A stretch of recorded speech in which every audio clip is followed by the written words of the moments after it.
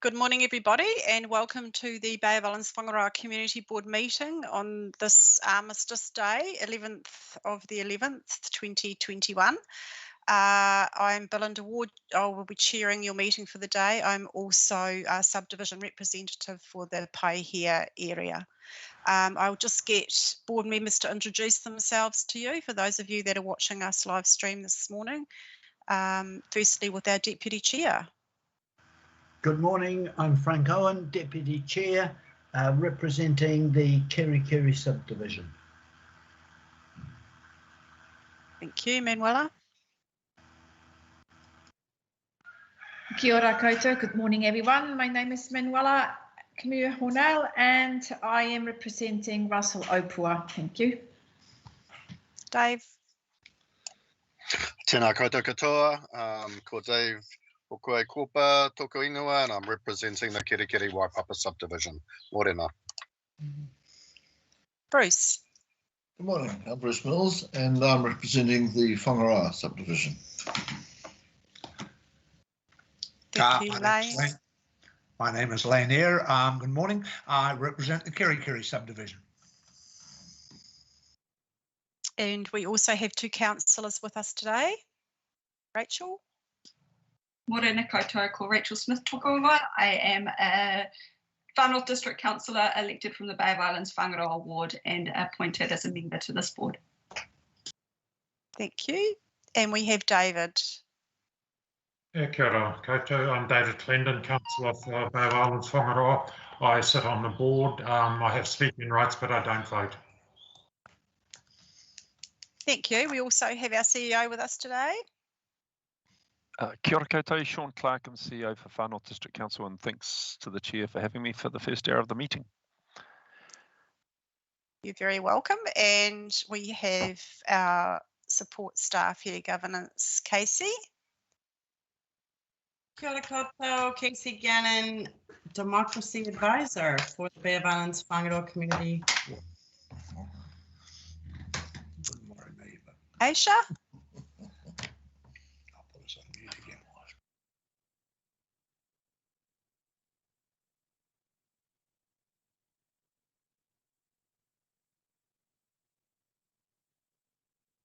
Thank you. Catherine. Kia ora koutou everyone, my name is Catherine. I'm the funding advisor here at Far North District Council along with my colleague Kim Hammond, but she's not on the call today. Hi Catherine, welcome. Any other staff there who would like to introduce themselves today? Tēnā koutou katoa, Malima Baker, Meeting Administrator for Kaikoia Hokianga Community Board and Meeting Assistant to the lovely Casey Gannon. Thanks, Marlena. Right, if that's all, we will kick off with a karakia, an opening prayer, which I shall read. We ask that through the board's discussions and decisions, the representatives elected may advocate on behalf of the Bay of Islands Whangaroa community with aroha, imagination, skill and wisdom to achieve a fairer and more united community that enhances the well-being of the community and solves the community's problems efficiently and effectively. Thank you. Now, we have a apologies from member Manawai Wells, and Councillor Rachel Smith will be leaving the meeting at approximately 12:30 for about an hour. Will you be returning, Rachel? I will be, yes, Madam Chair. If time permits, thank you. Do I have a mover for that apology?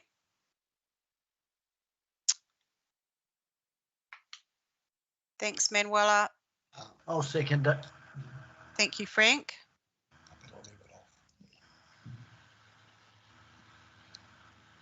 All those in favour, I will ask for an aye rather than vote by division on this. Aye. Aye. Thank you. Right, moving on, we have our public forum session today. We have a couple of speakers. First up, we have you would have received some information, several attachments from Casey in relation to additional information on the Kaio pump track. So we have, I believe, Hannah Hunter. Is she available, Casey, to speak to this? We have Matt. Yep. Right? Yeah. Matt. Sorry, Hello. Mother has her hand raised. Matt is here as well as Paul. And yep, Matt and Paul are here, but Manuela does have her hand raised, Madam Chair. Thank you. Manuela, sorry, I overlooked the conflict of interest. Did you want it noted, please? Yes, Thank please. you. Conflict of interest, if we could note it for me, please. Thank you, Casey. And sorry, that's on the minutes, Madam Chair. I'll just put it back up on the screen for you there. One moment. And I just have noted for a funding application. Manuela, do you mind confirming which funding application? Yeah, hang on, I've got it right here. Oh, it's from the Kororareka Marae Society. Okay. So this is under item 8.4 in our funding applications. They received funds to what they're applying for from a trust that I'm a trustee. Okay, very good. Thank you for that. We'll include that in the apologies, Casey. Yes, we will. And I have the presentation ready for the. Lovely. Oh, do I? Sorry. So we have Hannah there, or do we have Matt? We have both. Cool. All right. Yeah, morning, guys. Thanks for having us. I'm Matt Jordan. You might remember me from about 6 months ago. I came to another council meeting just to pitch the idea of working on a community project to build a pump track in Kyle, and you guys gave me the advice of going away and getting the community support and getting some like-minded people to help me out and share the load of that and get the community behind us basically. So we've gone away and done all that, and now I've got Hannah's a machine. She's been really helpful, and Paul and Corey as well, and a few other people behind the scenes. So we have with all Hannah's amazing help, we have this feasibility study together now, and so we basically came back to talk to you guys about that. Yeah. We wanted to request that you make a recommendation that we be considered in the next year's budgets for Far North District Council. So that's the reason why we're showing up today. Want to talk a bit more about the pump track in Kyo? Yeah, totally. So basically, you guys might have seen, you might have had in front of you about the Awanui and the Kaitaia pump tracks, which are underway. So you've probably got a wee bit of a sort of an idea of how all this works. But basically, it's a big tarmac sort of flowing track that'll hopefully get built here in Kyo, and it'll be all ages and all weather facility that we can get down and use for the kids and for us to get some exercise basically, and to learn some real cool skills on bike riding and skateboarding and scootering as well. So yeah, we're kind of really hoping to build this facility like on the on the side of the road just as you come into Kyle, so that it's there for us to use, the community, and also for visiting people to sort of give them a reason to stop, another reason to stop and enjoy Kyle, and then hopefully use the shops and all that in turn. So it'll be really good, I think, for the community. And we've had like a massive show of support. Everyone's super in favour of it, and heaps of people are putting their hands up to try and help where they can. But I guess the reason why we come back to talk to you is just for that, to ask that you for that recommendation and to get your guys' support. So we have been talking to a lot of people within the community who are all really enthusiastic about it, and we're very pleased to have been agreed to be umbrellaed by the Whangaroa Community Trust, which is awesome, and we really want to work with them about their vision for the future of Whangaroa.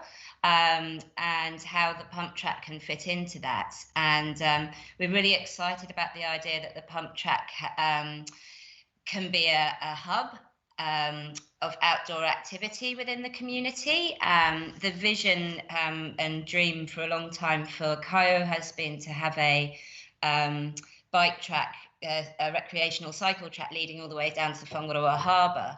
And so this could be a starting point for that. So we really see it as a big part of, a much bigger plan for Whangaroa. Yeah, big part of the community.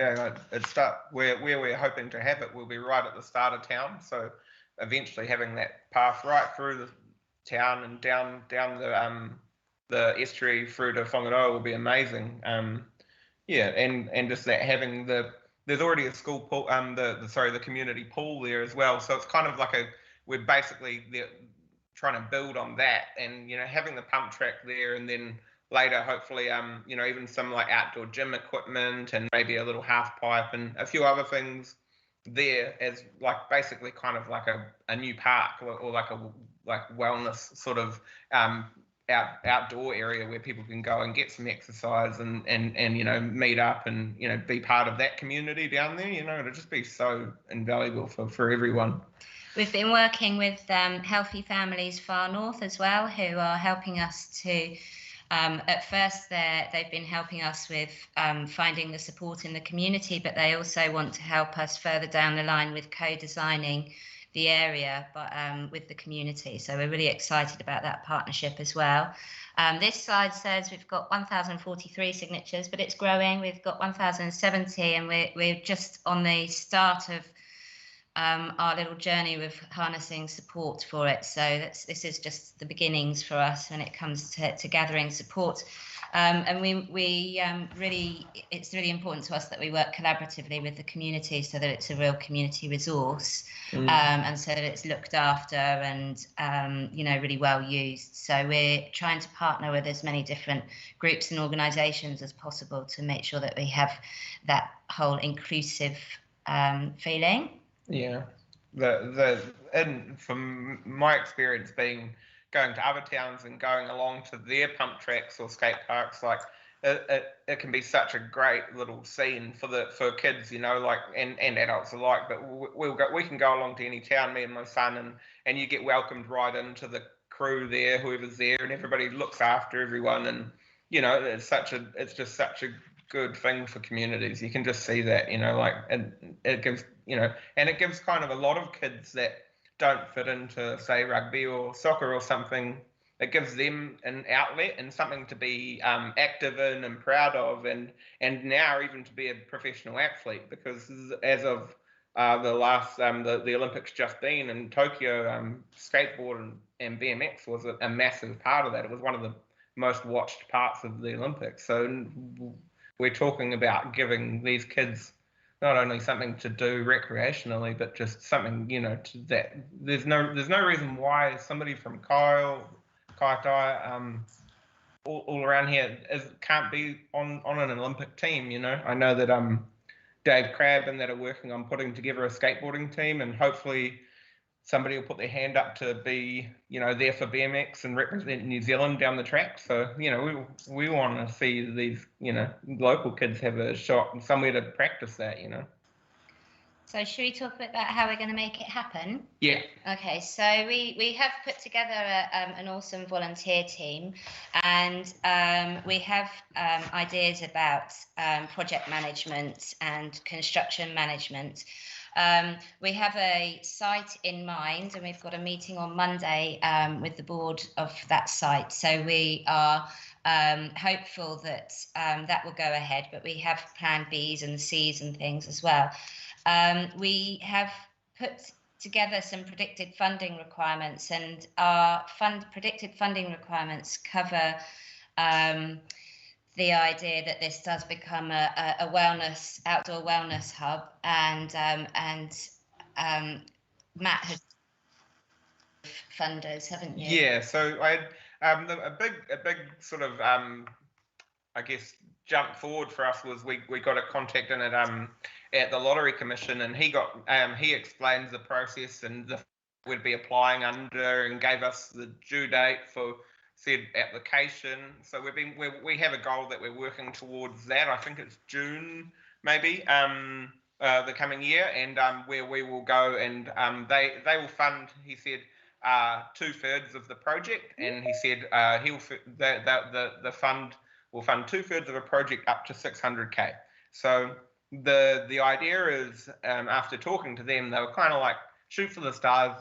There's no reason why Kyle doesn't deserve to have a great big facility there. So basically in this facility, we're allowing for not only a pump track, but a car park, toilet block, a little basically like a club rooms and a half pipe and a few other things, sort of all inclusive in this. So our goal is to basically shoot for that big completed park, and then I guess working back from there, if for some reason that's not feasible and they don't want to go quite so high, then we can strip it back and lose a couple of things. But I don't see why kind of go for that, like get it all done, basically. And so we had a really good support from those guys. They sounded keen.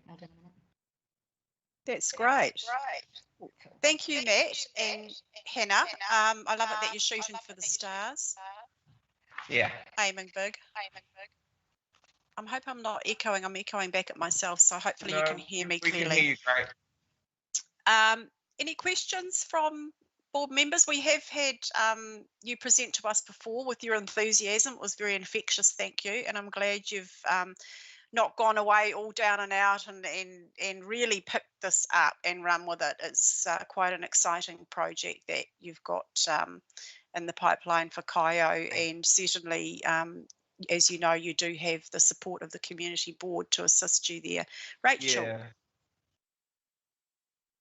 Thank you, Madam Chair, and thank you, Matt and Hannah. It's really lovely to have you along again, and awesome to see the kaupapa for our rangatahi especially. It was really just planting a seed. I noticed a lot of organisations around the country have been receiving funding through the Ministry of Youth Development for community infrastructure that enables resilience with our rangatahi and our tamariki. So really just encouraging, if you haven't already, to explore funding options through there as well. Amazing. But fantastic to see this making such amazing progress. Thank you for your mahi. Thanks, Rachel. That's great. Good tip. Dave, you have a question? Yeah, thanks, guys. Great application and fully behind you guys. I know we've had some conversations with some of the group in the past. Just an observation to add to what Rachel said too. So a lot of the funding applications at the moment are looking to reduce inequities. And so I think in some of the language that you're going to be using as you put this forward for those applications, that you look to the inequities that are existing in your community, which is part of what you're trying to do. Can I also suggest that you consider some funding, and it may come from the community board, I'd certainly be happy to support it, to provide some bikes for those, because not all tamariki and rangatahi can afford bikes. So, it's great for those that have, but if it increases the inequities, if there was able to be some bikes that those young kids could borrow as well.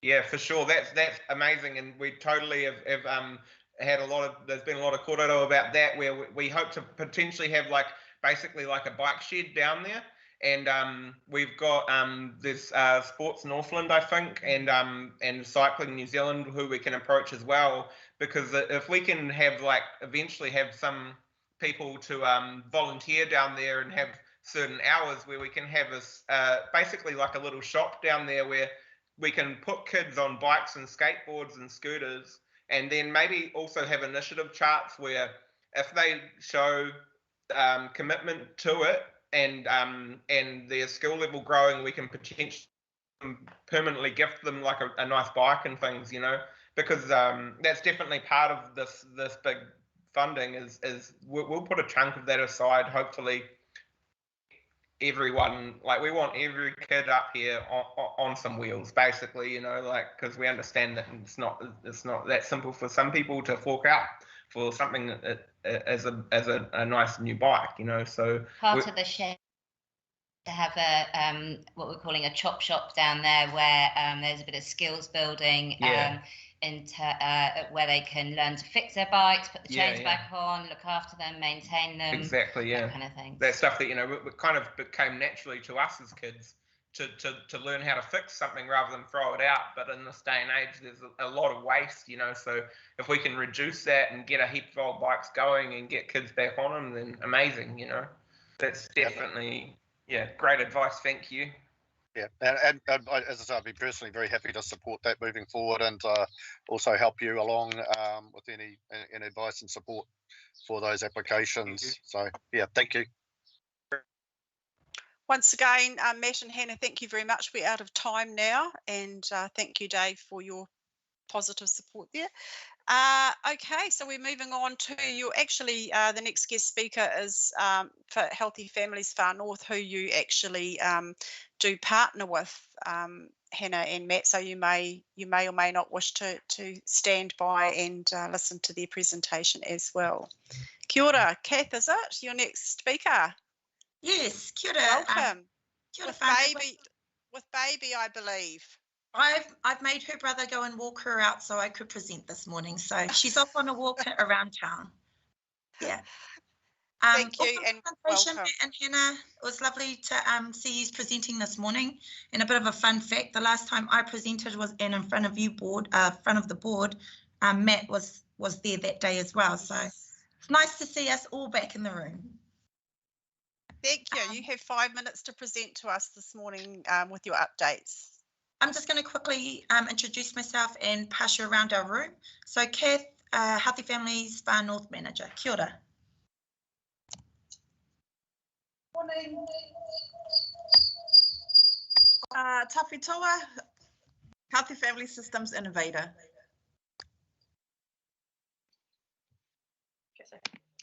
Kia ora, I'm Sophie. I'm the nutritionist here at Healthy Families. Cool, we're going to get straight into it. So this morning I'm channeling my inner Irish. I am Paul Condren, who normally talks about his beloved Kai kaupapa. So I'm just going to give you a quick update on where we've landed in the edible play space. So the first slide stats that I'm sure you're very well aware of. The project that he's currently working on, the edible play space, has come out of the food insecurity issues that occurred during COVID and are still occurring. What we did, so we took a co-creation, co-design process, brought a whole lot of stakeholders, whānau community members, hapu and iwi together to think about how we will address this problem. What dropped out of that was, here's our team. We had 4 prototypes that dropped out. We decided to focus on one of them, which was our edible play space. And we held a series of workshops that kind of teased this idea out a bit more. And this is where we landed. So Paul would have spoke to you guys before, and we got the go ahead for the space behind the library in Kaio. And we had a landscaper come in and apply all of the concept plans that were drafted up through our whānau-led workshops. So what you see on the right-hand side is in the blue. Although there's some familiar playground features like a swing and a climbing frame, it's more of a nature play space. And what was really important about the space is that the environment was kept as it was and everything was built to include the environment. Yep, I will send out a copy of this presentation. So on the left-hand side, you'll see blue. So all the blue area is garden beds that are shaped to create flow. There's like a thought of transparent compostable bins. There's a relaxation platform and a kind of hammock. So that's on the blue left-hand side. Through the middle in the red is our nature play area. So there's some wooden sleepers, a bit of a path that's linking the nature play area with the bush at the back. And it incorporates things like insect hotels and pest trapping for the area. Yeah, and then on the right hand side we have the yellow, which incorporates there's a water tank there, so we don't take that out. We're actually going to turn that into a bit of a performance platform, and we're going to paint the maramataka dial on and across that because that comes through strongly in our insight mining. But I will send this out to you, and I'll carry on. So the edible play space, it's come a long way from how we first started talking about food insecurities to creating a space that allows our children and families and whānau to incorporate the learning of food through play. So what was really prominent in our kōrero was that actually a lot of our kids and whānau don't understand where their food comes from that garden to plate concept. And what this space allows is for that learning to occur organically. Yeah, so the next steps for this project is an engineering assessment of the ground, the disabled access, funding around the disabled access, funding in general, and yeah, that's the main thing. We've got a lot of people that have come on board. Corrections have got the manpower to build it. We've had a few other funding organisations that are keen to support, but I think the main part about this kaupapa is that this is a blueprint. The components of the playground can be implemented across Te Tai Tokerau and can be used in the planning and the design of any space or redesign of existing spaces. Yes, so I hope I've done Paul some justice in talking about his kaupapa, but I'm going to pass you on to Tafu, who's going to quickly take you through our next bit of mahi. Kia ora, so our health promoting environment, we are looking at aiming for all spaces to enable and promote active, healthy communities. So we have 4 po that we work under or that we try to strive to, which is why water is the first choice, good kai for all, having smoke-free, drug-free and alcohol-free events, and to encourage movement. So the pump track, I think, definitely does work along those lines. So in order to achieve these, we are looking at to promote access to free water, so making sure that there's water fountains on site as well as taps, just something so that whānau can, you know, just grab a drink of water without having to worry about buying it. Good kai for all, so when we are at events promoting healthy food and drink choices, we're not saying you can only have these, but we do want to implement having healthy food choices. And providing easy access to food and drinks while we're at events. So we want to, with our smoke-free, alcohol and drug-free events, we want to make sure that there's clear signage displayed so that everybody that attends is aware of what is happening, and just to make the events more enjoyable for everybody of all ages. Encourage movement, so our last po there, so we want to promote physical activities, and if there are local events, we want to be able to encourage our whānau that are attending, if it is within walking distance, to, you know, obviously walk or cycle to those, you know, just make it a fun family event on the way to that event. So we have identified that these are the 3 main ways that we would be able to implement our health promoting environment. So through funding, grants, community facilities, new infrastructure and leasing agreements, we think that our HPE initiative can be implemented there. So can you go to the next one?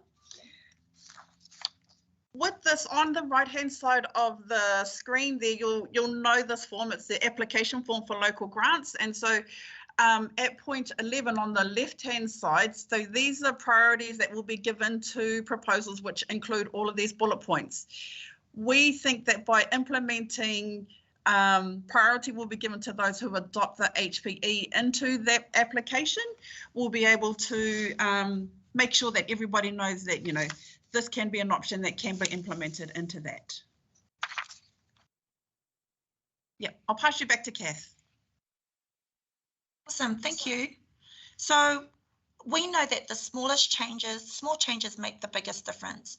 And what we're proposing is for this to be included in the application process. We're also wanting to get alongside, if we were to try this, get alongside 2 or 3 events and be able to kind of measure and track the impact and effectiveness of having this in place. So that would be our contribution, is to get alongside these events and see, does this work? What can be better? How much of an impact is it having on those attending their events? Yeah, so that's that event. And our last slide is I just wanted to talk about placemaking. So for us, healthy placemaking, we know that we have our open spaces strategies coming up and work programs and social infrastructure. So in our space of preventable chronic illnesses, we can tackle preventable disease by shaping the built environments, and we can do this through healthy placemaking. So for us, we know that placemaking, it inspires people to collectively reimagine and reinvent our public spaces, and making sure that the heart of it is the heart of every community is in there. We're wanting to look at how we can contribute to bringing everyone together, that collectiveness to play a role in the future that we all envision, and having placemaking strategies that acknowledge the mana of the places we're seeking to inhabit. From the Design Council in the UK at the bottom left of the slide talks about that as practitioners, we're not using the data and insights to design and create healthy spaces.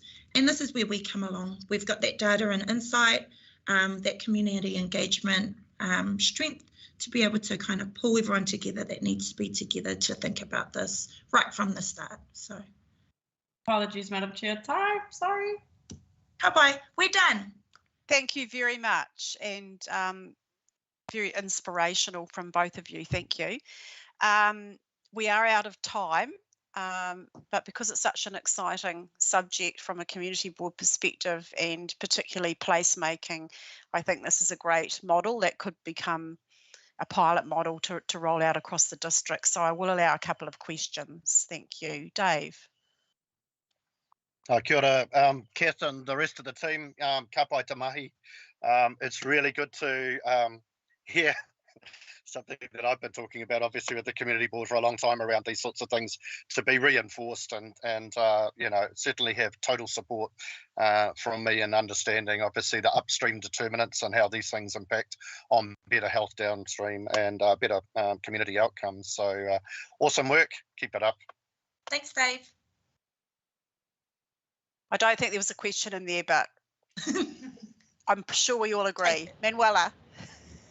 Thank you very much. I was just, I love it, the whole thing. Thank you. I was just wondering if you're happy for me to share that with my community over in Kororareka, because we are now at the point where we're heading that way to include everybody and educate people how the other half lives. So I think this will really fit in. So if I may, please. Perfect. I'll pop you an email and send you through the our presentation. Cheers. Excellent. Thanks, Manuela. And thank you, Kath. And yes, if you could please forward that presentation to Casey and she can circulate it to us. And we look forward to supporting you in the future. Keep up the good mahi. Thank you. Thanks. Right, next we have speakers for our funding applications. The first we have there, I think Casey is from the Duffus Trust. We have someone speaking to the application on today's agenda. This is a reapplication on page 59 with the additional information in your pages on 149. Who do we have addressing us today? Louise Irvine, Madam Chair. Thank you.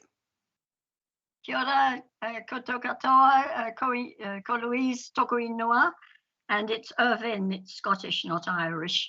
I was born in Lower Hutt, but I've lived in Russell now for 20 years, and I've been on the Duffus Memorial Trust for a year. The reason I'm reapplying for funding is when we were turned down last time, I looked at our application form and I noticed it had been put in under infrastructure, whereas this is very much a community project, not an infrastructure project. And I also found that it was rather confused as to what had been done, what needed to be done, and what funding was required. So I'll just give you a little bit of background, although you do have it all on the application form. There's no provision for the elderly in Russell, apart from the 6 cottages which we have on the Duffus estate. We've been trying to raise funds to keep them up to scratch, and we are almost fully renovated the older cottages. Now, these cottages were put up by the council, and the Duffus Trust had to buy them back, and that was done 10 years ago. And one of the things the council was going to do at the time was to renovate them before we purchased them, but they didn't. So we've done the insides, and we are now left with doing the outsides. And this is where the funding becomes difficult. We are planning in the future to build a lot more houses. And to that end, we are doing an application to become a community housing provider. And we've been having serious talks with 2 organisations, both of which are quite keen to help us build these houses that we need. But in the meantime, we still need a bit of funding to help us do our renovations. We've got about 20 to 25 people on a waiting list. So you can see that this is a very much needed part of the Russell community. But obviously we want the people to be living in houses that are well looked after. So basically the funding that we're looking for is to finish off the external parts of the 4 older houses. The 2 new houses are fine. So we have got one of the 4 units, we've got 1 roof that needs painting, the other 3 are done. And we need 3 exteriors of the cottages done, 1 is already done. And you have the sum that's required on the application form. I don't think there's very much else I can say about it, other than this is really the only way that we can keep elderly Russell residents living in Russell, where their whānau and their friends are all here. And otherwise they've got to go overseas. And as you'll probably know, it's a bit of a trek getting from Russell to the other side. Overseas is a long way away for elderly people. So this is basically all I have to say, and I'm very happy to answer any questions.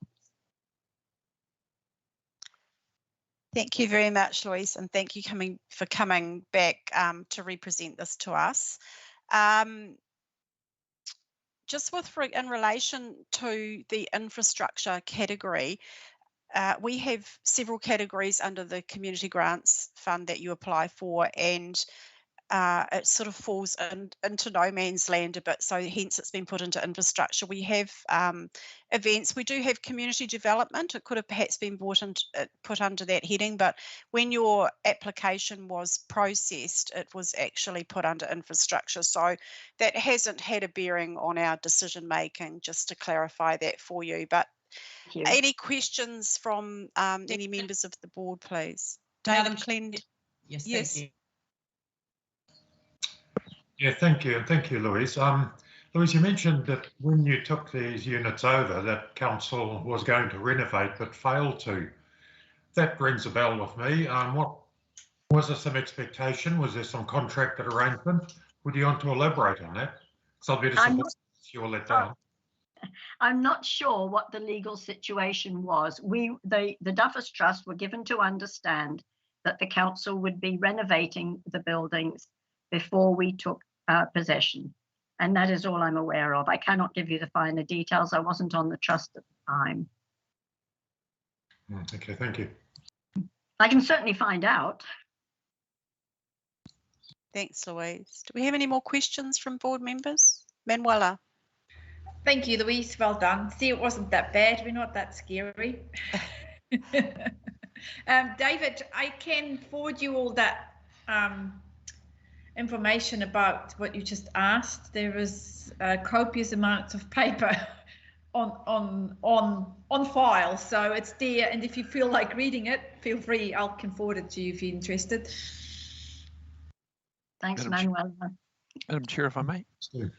Yes, thank you. And Manuela, yes, David, I'm not sure whether you were at the original presentation, but we were given a lot more information. So we have had some, but surely Manuela can forward that to you.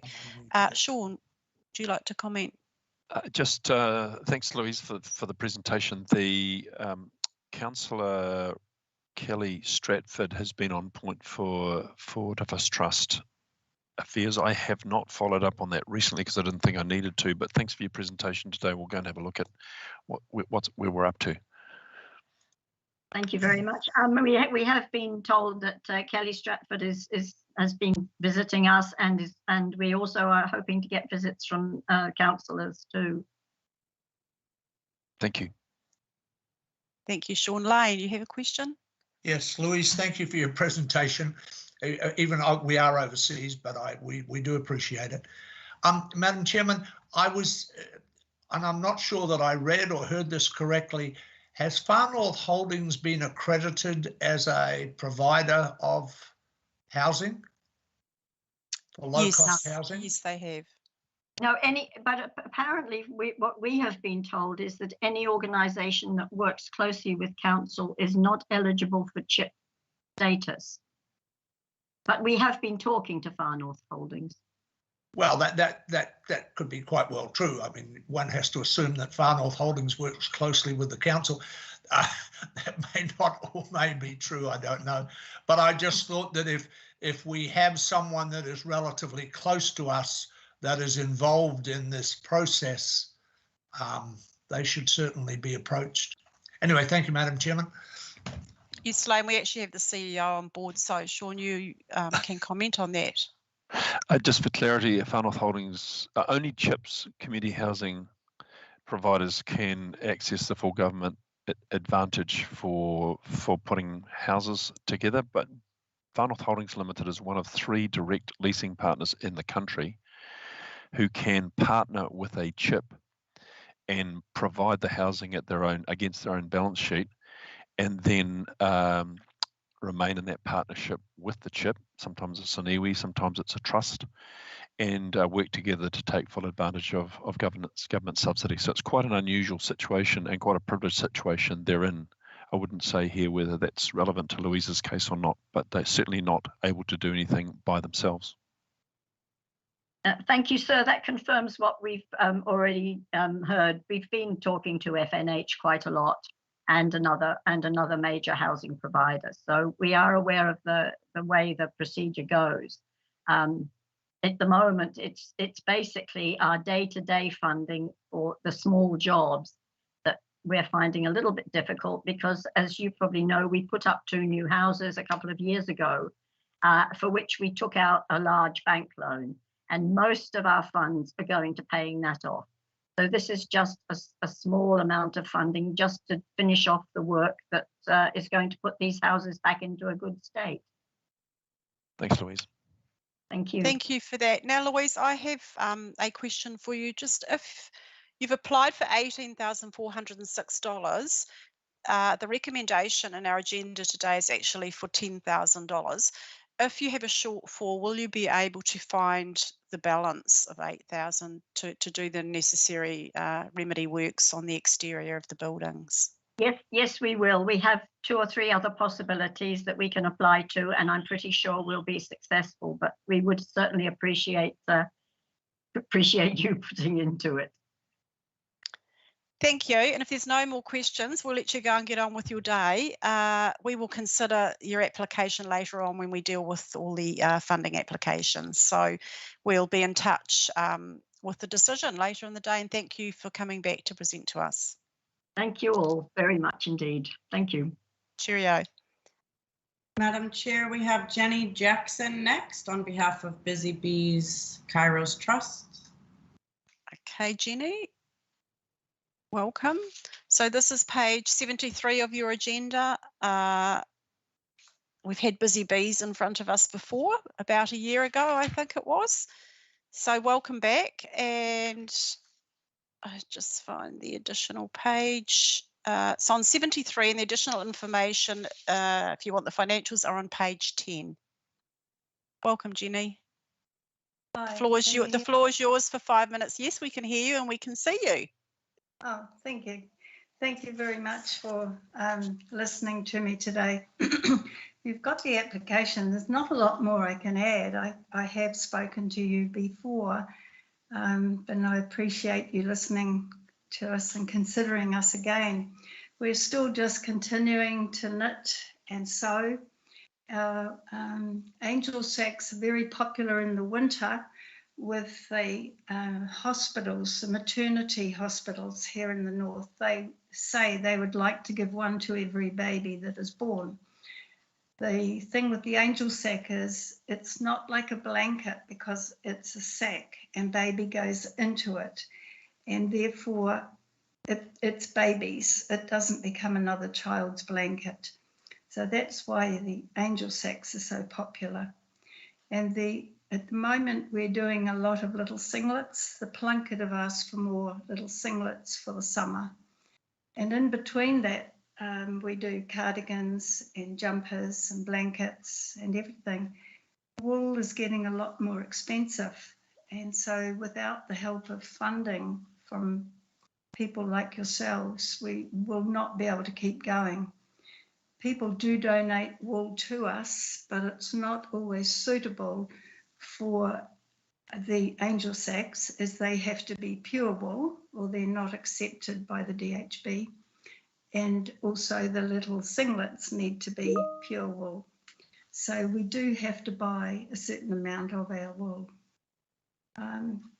And apart from looking after the little babies and keeping them warm and out of hospitals, hopefully, it's a gathering and community thing with ladies getting together and having fun and doing something that they really enjoy doing. We've all had grandchildren and children of our own that we've knitted for, and when they suddenly don't need any more knitting, who do we knit for? So it's lovely that our ladies can continue the knitting they love, and it's given to someone that really appreciates it. So this is a two-way swing. It's keeping the children but warm and keeping the ladies happy. We're getting a lot of new people too. We had 18 yesterday at our group, including 2 new ones. So it's growing. So hopefully you can help us to keep going. I think that's about all I've got to say. I'm feeling awfully nervous sitting here talking. I feel like I'm talking to myself. Oh, goodness gracious, Jenny, you know, we're so scary, we know. You did wonderfully, as usual. And yeah, great to hear that you're keeping up the good work there. We do have a question for you if you've finished. Yes, thank you. Dave, would you like to ask? Yeah, hey, thanks, Jenny, for coming along and talking with us. I know last time you guys came and talked, I did share that my mum used to be a knitter for the IHC shop down in Birkenhead, and was always knitting something, so awesome work. Just have one question. In your funding application, and I'm not sure whether you can answer it or not, in part of the description, you've got that you meet twice a month at the Baptist Church, and it just says that the rooms are provided free of charge, but on the next page detailing the financials, it's got under rent review hire $20 an hour by 2 or 3 hours, I'm quite sure because it's written over, times 22 meetings, so a cost of $1,320. I just wondered what that was. It just seemed to be out of line with each other. I struggled over that question myself. I think I understood that we just had to say what was being given to us or donated and what value that was. Is that not correct? Or have you added up the number of days that we would be meeting and it doesn't work out? So that would be I guess it's I don't think it is you. I think it's I think that koha part is a problem with our application forms, and that it doesn't acknowledge the value of contributions that are not just volunteer hours but are actually donated in kind. So thanks for clarifying that. That was the only thing I wanted to know. Thanks. Thank you. And thank you, Dave, for that question, because it does often come up where there are koha outside volunteer that is not included in the form. Any other questions? No? Well, thank you, Jenny. We'll consider your application a bit later on in the meeting, and you can go out and enjoy the sunshine. Thank you very much for listening to me and considering it. You're welcome. Bye. Bye. Madam Chair, we have Richard Robbins on behalf of Kororareka Marae speaking next. Oh, kia ora, Richard Robbins here. I'm the chair of Kororareka Marae, and we also have Jenny here today as well, who's been helping coordinate the project for the marae. Kia ora, Richard, and Dame Jenny. Nice to have you with us. This application is on page 87 of your agendas, with additional information on page 52. Welcome. The floor is yours for 5 minutes. Thank you.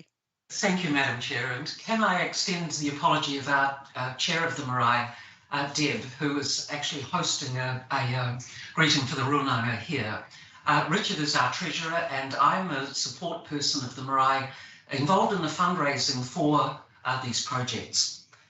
It's been a really important journey for the Marae. Some of you who'll be familiar with Russell will know that we're blessed with enormous colonial heritage. And over many years, there's been discussion as to whether we can get a balance, a dual heritage representation.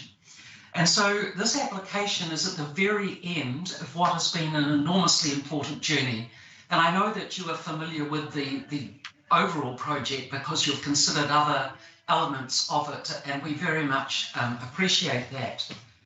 Today, the question is, can you support the Marae in completing this journey in terms of being able to host? And I want to emphasise that the Marae Committee, and actually many people in the community, have put enormous amounts of voluntary time and goods into this project in order to get it there.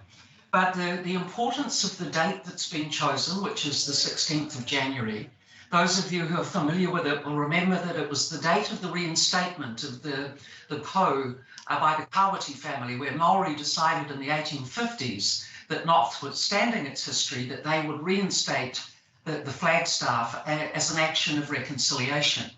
And so this day for the Marae is immensely important. It's the land is still here, the peace is still here, which was part of that process. And so the Wāharoa that will be unveiled by the Governor-General up on Maiki Hill, and then the Wāharoa on the wharf, which has both the dual heritage, it has Maori carvings, but also representations of the early economy, the whalers and the sealers, to try and bring this concept of the North having had a rich dual heritage. But the hosting, of course the Marae will host, but we're a very small group. It's not a large whakapapa marae. This is a small marae of people who have always been here and continue to meet here. And so the burden of the hard costs, the marquees, the traffic plans, the actual facilities and hostings, we will do all the hard mahi in terms of people doing the work, but many of these are Maori families who will be part of the hosting. And so the resources available to actually do what is so important to them, to be able to host properly, is the basis of this application. And so what you've got in front of you is the desire to put a small commemorative book, to hire the marquees, to get the seats, to do the things. The people will come and they will put their time in. But we would really appreciate it if the community board could consider the supporting of the financials to this stage. I want to emphasise that the Marae has put a huge amount of work into fundraising. We had a raffle locally that raised over $25,000 as part of the overall funding for the carving and the hardware of the project. The two projects, or the three projects, actually have a total budget of over $250,000. And I want to note that Far North Holdings has been an important partner. But they have said to us that they would never have been able to do it had the Marae not stepped forward as the lead voice to say dual heritage is important. And this last stage of commemoration and celebration of our moving as a town into this space, which, without overstating it, is a big step for us, for Kororareka. It's a big social step to be putting these very prominent carvings, and yet it's such an important step in terms of moving toward 2040 and making sure that our balanced history and story is there. So to conclude, anything you can do around the just under $15,000 that we've asked will allow the mana of the marae and the leadership they've taken to be supported so that we can complete what is a very important part of what they feel is their social obligation, to complete what has been a mammoth task of coordination, application, and just hard work getting us to where we are now. Richard is the author of the application. If there are particular questions about any item, he would be pleased to answer those for you. Good, Jenny. Thank you, Dame Jenny. And Richard, anything you wanted to add to that? I think Jenny's covered that very well. Putting the application together was trying to make sure we could host appropriately, obviously for the occasion. So we've put our best foot forward as it was. So, kia ora. Thank you. Thank you both very much for presenting. Any questions? No, you get to go enjoy the sunbeams. Well, thank you very much for the opportunity, and we look forward. I beg your pardon. Sorry, there is a question there. Hand popped up. Dave. Yeah, thanks. Sorry, I was just when I was reading this, and thank you very much for your presentation and the details that you provided. I just wonder where the current Waterfront Trust in Russell sits with the initiatives that are going on. Given that I thought I was expecting to hear their name pop up with saying you're doing something at the entranceway to the wharf there. They have been a very important partner. So you will recall at the time that the Russell Wharf Trust was established, it wasn't without controversy. But part of that process did discuss whether or not the ownership of the wharf was appropriate. And Whanok's Holdings, to their credit, made it clear in one of the consultations that all of the new infrastructure that they were building, they wanted to ensure that there was some reflection of tangata whenua, and in particular carvings, so that the airport and the Opua and others do have prominent services. But if I can be direct, some of their lead people said that the history of Kororareka made them very cautious in raising these questions. The Marae Committee worked closely with the Russell Wharf Trust, but the Russell Wharf Trust very much supported the Marae taking the lead on this issue. So there is a very deep collaboration. Barry and his team I work closely with, just as I work closely with the Marae and Whanok's Holdings and DOC. So this is a project with multiple stakeholders, but you can be assured that the Russell Wharf Trust, several of their directors are putting their own business resources and time into landscaping and lighting design. We haven't tried to quantify the free good that everybody is providing, but I can assure you that we have the full support of the Russell Wharf Trust, and they are a co-collaborator, but the actual greetings and hosting will be done in conjunction with them. They are very much involved, but the Marae, as is appropriate for these unveilings, is the promoter of the hosting. Hence our application. Yeah, thank you. Did NZTA have to be involved with this? I know just from discussions in recent meetings that area along the roadway, and that we found that there was only private property, or there was road, there was no reserve. Was there any complications around that? Whanok's Holdings and NZTA, and I think in collaboration with the council, have taken the responsibility to get all of the approvals. And I met with Chris Galbraith on Monday this week, and my understanding is that those are still in hand, although there are one or two more steps to be taken. But at this stage, they are not viewed as obstacles. That we need to be traffic plans and things once we install, but I understand that they're on your land and just at the edge of the road reserve, and also on the It is a bit of a no man's land, but I understand it's been able to be resolved. Thanks, Dave. Thank you. And I'm going to interrupt you all there to call for a minute's silence in respect to acknowledge Armistice Day. So if we can just take a minute out, please, and we will come back to it. Thank you.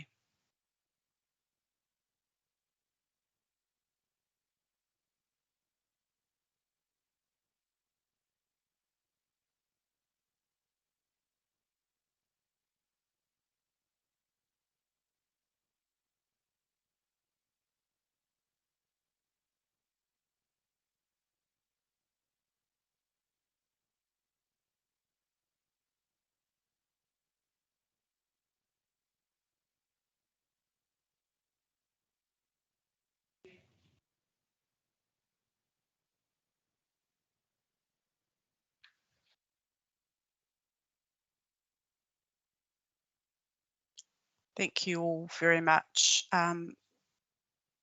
It's really important that we remember these people. 8.5 million of them. Hard to believe, isn't it?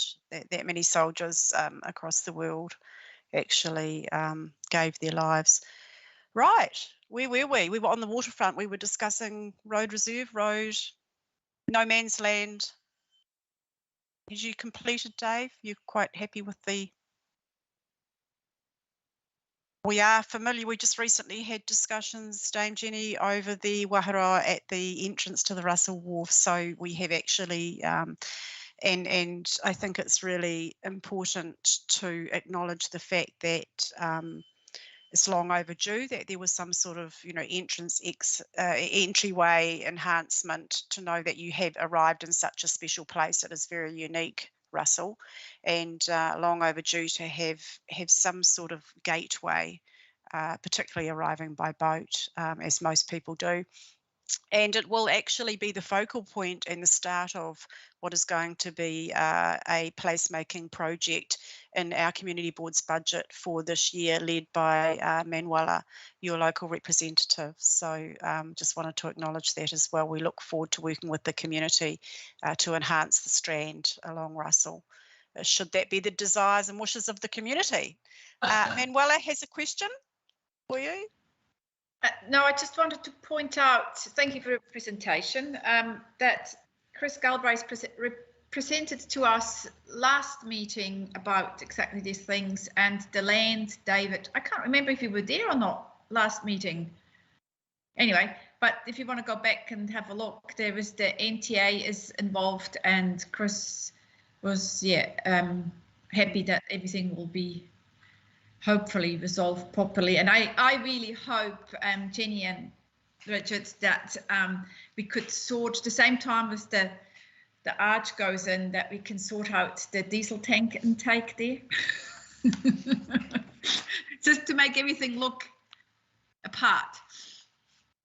The Russell Wharf Trust, Madam Chair, is very aware that there's diesel tank issues, there's lighting issues, but actually the Trust is very supportive of us moving ahead. So they are very involved in the design of where the foundations will go.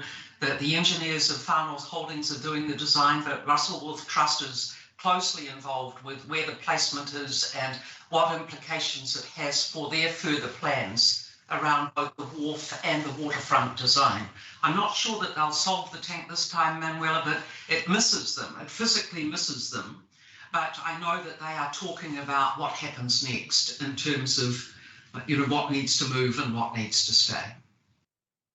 I am afraid that if we wait for everything to be resolved, we'll still be discussing this in 20 years' time. And while we've got a desire and a momentum in the community to see that this dual heritage is balanced, and you'll appreciate that the Marae Committee in particular, and those of us who support them, are very keen to see that we all mobilise and get work done. Okay, that's great. Do we have any further questions? Not a question, Madam Chair. I just wanted to apologise to Dame Shipley.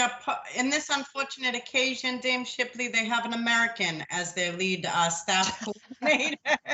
And I'm sorry for not properly introducing you, but thankfully our chair was right across that. So apologies from us. I promise you that in Kororareka, I'm just Jenny, and that's my preference as well.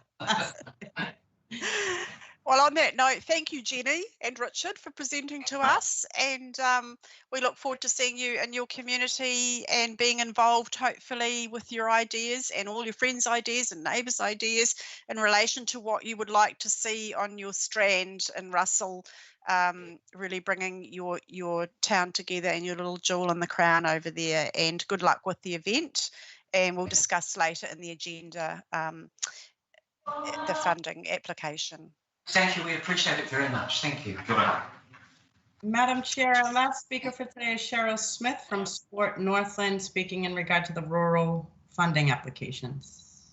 Okay, so it's the Rural Travel Fund. Morena, Madam Chair, fellow councillors and community board members.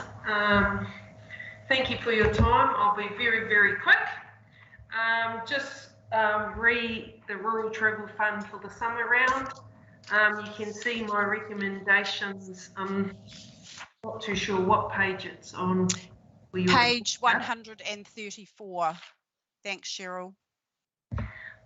Just with my recommendation is that I have done the same for the Hokianga Kaikoe Ward as well, is that we send a letter out to everybody to say, if you agree with my recommendations of money, that we will hold the funds until their sport does happen.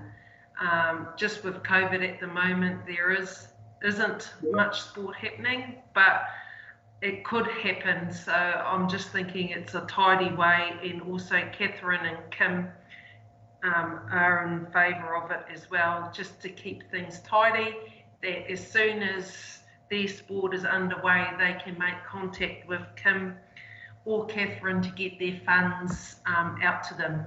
So that is my recommendation to the board, but I will take any questions if there is any come my way. Thanks, Cheryl, and thanks for the fantastic, humongous job that you do with these applications. Honestly, it's just saves us such a workload. It's a really meaty document, and the follow-up, I'm sure, with regard the reports being received from the various codes, there is no one outstanding, as I'm aware. Is that correct? Yeah.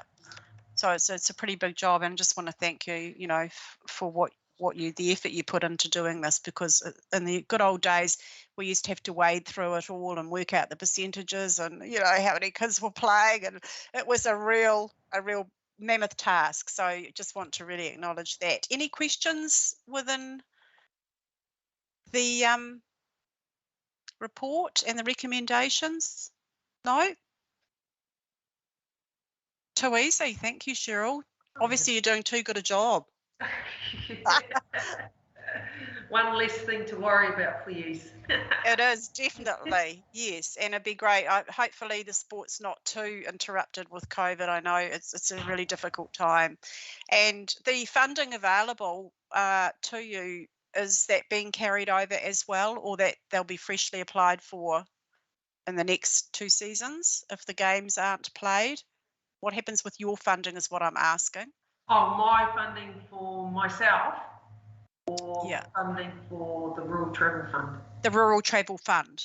Yeah, like so, and that's my other recommendation. If nothing happens, I think it just sits ready for the next summer or the winter. It'd be actually up to your board to see how you would like to use it. But I'm thinking if the sports open up in the winter, we could see an increase of applications, because everyone will be wanting to get out there and play. So that could be just to have something in the back of our minds. If summer doesn't happen, could we use the summer money for next year's winter round, just to give it a bit of extra coppers for everybody? Excellent. Yeah, great thinking. Thank you, Cheryl. Well, with no further questions there, thank you once again, and go and enjoy the rest of your day. Nah, likewise. Okay, thank you very much. See you. Ka kite. Right, so moving on, we're into item 6.1, notice of motion for a Pito Bay Reserve. You have it there in front of you that the Bay of Islands-Whangaroa Community Board received the Pito Bay visit report noting the request for a playground and the Bay of Islands-Whangaroa Community Board strategic priorities under community recreational space for public enjoyment. Frank, you are moving that motion. Do I have a seconder? Lane as the partner in crime. Would you like to speak to this as the writer of the report, Frank, or would you prefer it taken as read? You're muted, sorry. Sorry, Madam Chair.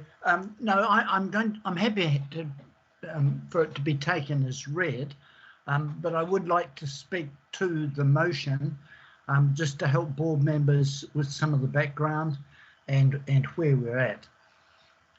You'll recall that back at our, I think it's our July meeting, Yvonne Sharp and Wade Rouseville came and presented to us on the fact that they would like to see an obligation that council had, in their view, given to develop a playground on the piece of land in Opito Bay. I've deliberately, when I did the report, or when Lane and I did the report, I have put, and it's on page 16 of our agenda, the actual request that they put in. The background to this was I received a phone call from Yvonne Sharp. She asked me if I would go and meet with her and Wade to discuss their concerns over the reserve. In the course of that discussion, they made reference to the fact that someone from either Far North Holdings or Far North District Council had been to inspect the reserve, and Wade went and talked to them and said, basically, who are you? What are you doing? And they said, we are looking at the possibility of where there could be additional trailer parks, and we've come to look at this reserve. That is what led to them contacting me. I suspect had the council official or Far North Holdings person not gone and looked at the section, we wouldn't be discussing this today. Now, in their proposal, which is on page 17 of the agenda, the authors of this submission believe there are currently various reviews and audits happening in the Far North District Council, and we consider it timely that the council moves towards fulfilling the 65-year-old commitment to turn a Pito Bay Reserve into a playground for children. They then made a submission to a meeting. They tabled this proposal. Lane and I were designated to go and have a look, prepare a report, and report back to the board. When we started to write this report, the issue was in what sort of framework are we? What are the delegations? What authority does the board have or not have? And in our report, we have set out what the situation is on delegations. And our delegations basically are to agree to appointments to a management committee, or if there is a proposal to change the use of the reserve, which differs from the reserve management plan, the council is required to get a recommendation from the community board. Now, the first thing that occurred to me was, do we have a reserve management plan? And we don't. Should we have a reserve management plan? Yes, we should. It is a statutory requirement. So I thought, well, the first step is we should get a reserve management plan and put in that plan what it is we want that land to be used for. So the recommendations that Lane and I put in our report was that we were suggesting that the residents draft what they would like to see in a reserve management plan and submit that to the board. It would then be over to the board to decide what they would do with that. But if they came up with reasonable recommendations, the reserve management plan made sense, and the board adopted it, from that point on, there can be no change to the use of that reserve from what is in the reserve management plan unless this board recommends to council that the change be made. Now, my feeling was that that formalised it in the sense that we had a reserve management plan. It made sense. It also provided some protection for the community that council couldn't just get up one morning and say, no, we're going to do something else with that piece of dirt. Now, since then, there have been some developments, and Rachel, I'm going to ask you to comment if you wouldn't mind. Lane and I met with them. We've prepared our report. We have submitted it.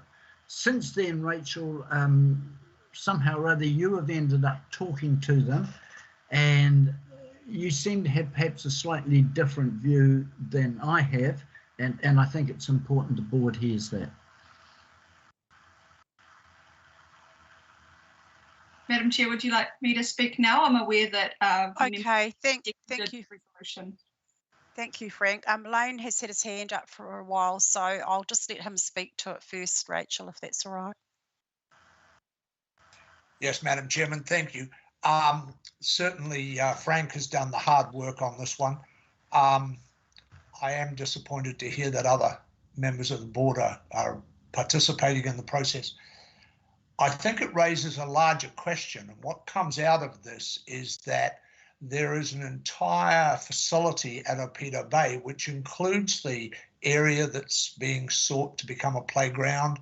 There's parking for trailers, there's commercial activity with 3 oyster farms being granted permits by the council.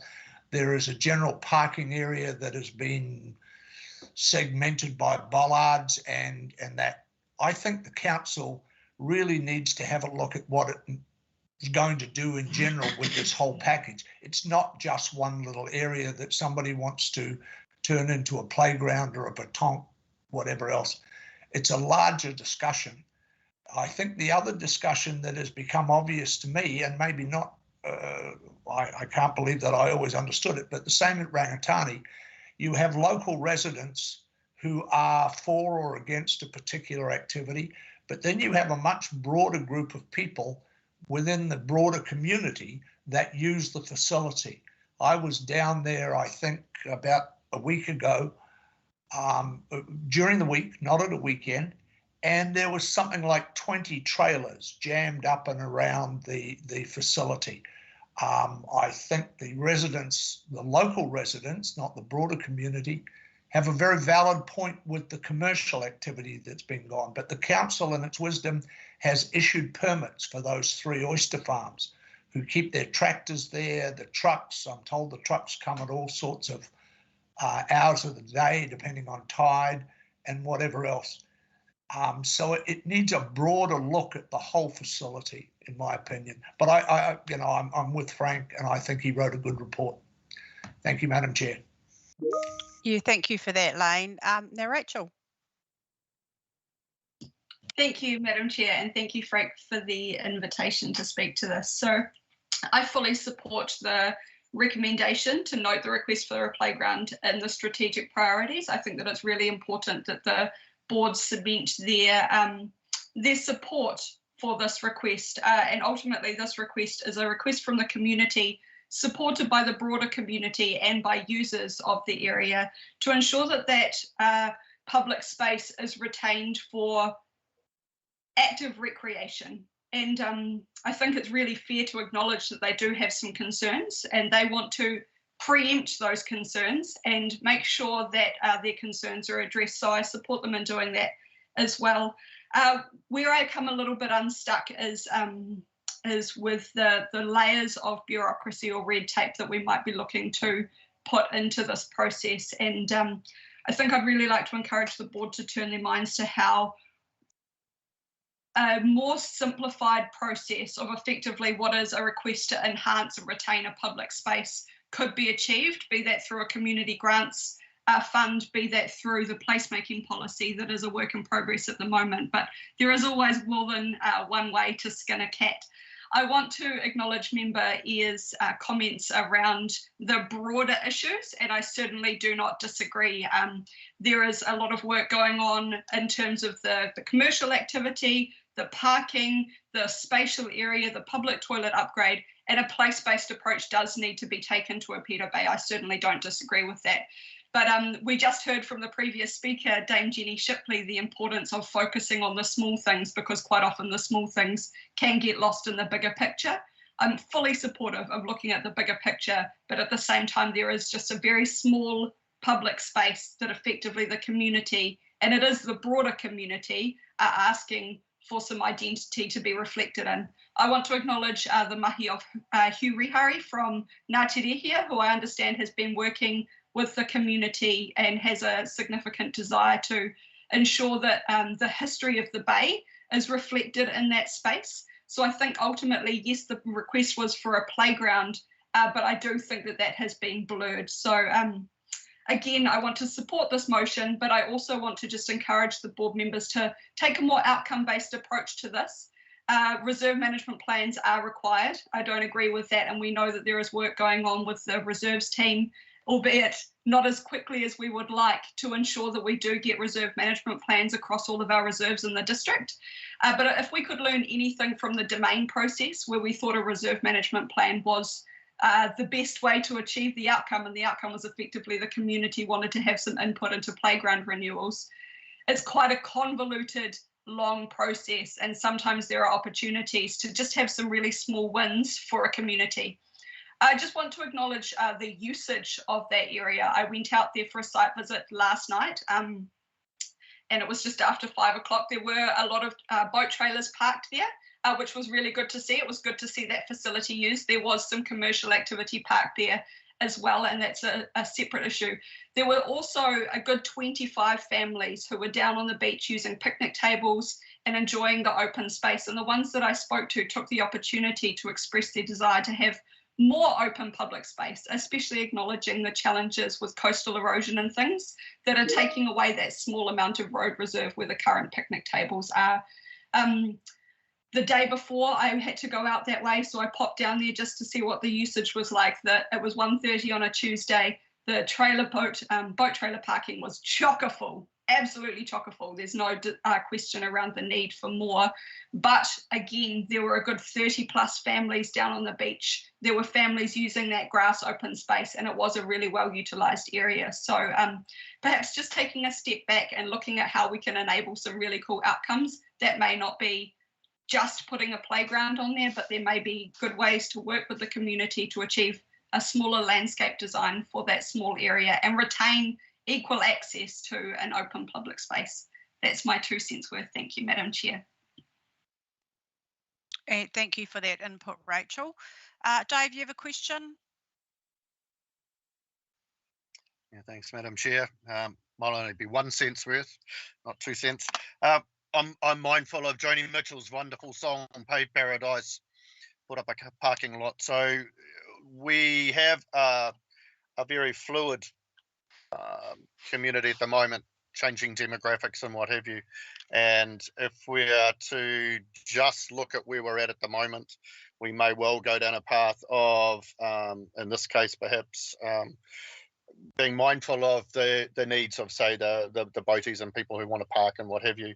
And in suburbs like, in areas like Epiro Bay, Doves Bay and what have you, they've got a changing demographic. So in some of these places, the kids have grown up. I look at this where I grew up in Auckland, that it used to be a young place, then it was an older people's place, and now it's going back to be a younger people's place. So I think whatever happens in terms of planning, that we don't want to be cutting options off. And so it is important that there is some process that is mindful of the future generations, that we are thinking about that. Increasingly, we've had these issues come up with Rangatane as a small community settlement. and the pressures on that both to provide boating facilities and what have you. And I'm starting to hear the same things being echoed again out at Opito Bay. So it's an observation around this really. Whatever's put there, it should be something that's still reserving that piece of whenua for those future generations. And I sort of feel that if it were to go down the way of just creating more parking, that it would be cutting out people. We've already discussed in our board's priorities the need for strategic development of boating facilities and what have you, and increasingly driving lots of cars across roads that weren't designed for it in Kiwi habitat zones out to these small outlying areas, I think is problematic. So, just to make those observations, it might have been good to have. I think Rachel, actually, in this part, I think it may be good to have had some sort of formal process, but I don't have confidence in that, given what's happening at Ringatani at the moment. And maybe we can learn some lessons from there, and perhaps from the domain, about how we can move forward on that. So that's all. 1 cent. Thank you for that, Dave. Frank, as the report writer, would you like to reply to any of that? Yes, thank you, Madam Chair. I was coming from the point of view of giving the community maximum protection on the preservation of that land for recreational use. We know that when boaties go down there, the half of that reserve that is not surrounded by bollards is full of trailers. And the difficulty is there is very little parking in that bay. And I would venture to suggest if there was not a boat ramp there and we were looking to put more boat ramps in the bay in general, Opito Bay would probably not be the place because of the severe lack of parking. Part of the reason there is a lack of parking are bollards right along the roadside between the road and the beach. Those bollards had been put there to prevent parking. And we're now concerned, or the local residents are concerned, that the whole reserve might be turned over to parking. Now, the wording of the resolution, Madam Chair, as you know, is not the recommendation that Lane and I would have put, but it was decided, and you and I had a brief discussion, and I had to go to Whangaroa for the day when this had to be resolved, and I left it to you, Casey and Aisha, to come up with the wording. Personally, having had 2 years on the community board now, I am very cynical about the board's ability to get council to do things. We have no more ability than making a recommendation, which council has and has in the past demonstrated that they can totally ignore it. So the reason I went down the reserve management plan part was, first of all, it would be discharging a legal obligation, but secondly, nothing could then happen that wasn't in the reserve management plan without a recommendation to council. Council, under our delegations, is required to seek our opinion on any changes not in the reserve management plan. Now, I've moved the motion. I'm happy for it to go through. But what we're saying is we note the report and note the request for a playground to be put in our strategic plan. What that means to me is that absolutely nothing will happen. And I don't know that I am adequately representing the views of the community. I was asked to go and seek their opinions and report back to you. I'll support the motion, but I must confess I'm not confident that anything will happen. Thank you.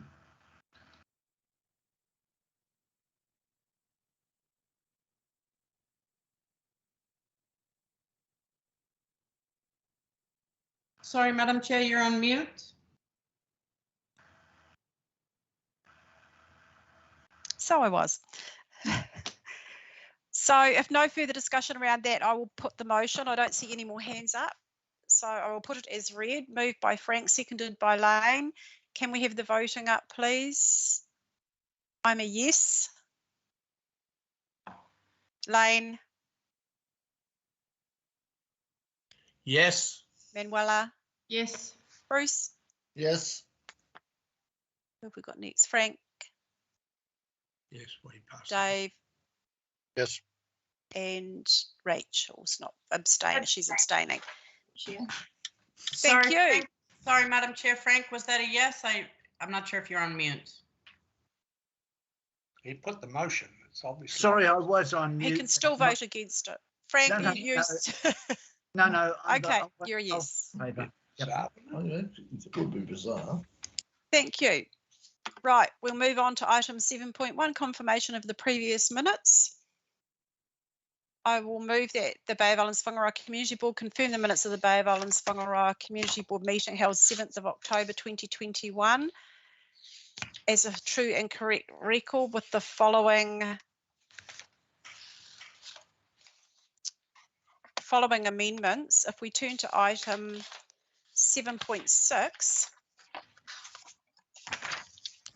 I couldn't quite work out why I abstained from that, and Manuela picked up on it also. The reason was because the my live stream froze my end. So as Casey suggested, we will note that I left the meeting for a short period and returned. Fortunately, with live streaming, you can go back and have a look and see what happened, which is a real benefit. And the other amendment in there is underneath that, Hookway is spelt incorrectly, Huway. So just a K to be added to that. So I will move confirmation of those minutes. Do I have a seconder? Yes, Manuela. Thank you. And I'll put it to the vote with those amendments. I'm a yes. Yes. Yes. Yes.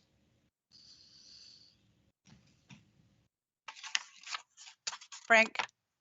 Frank has left the building. Yes.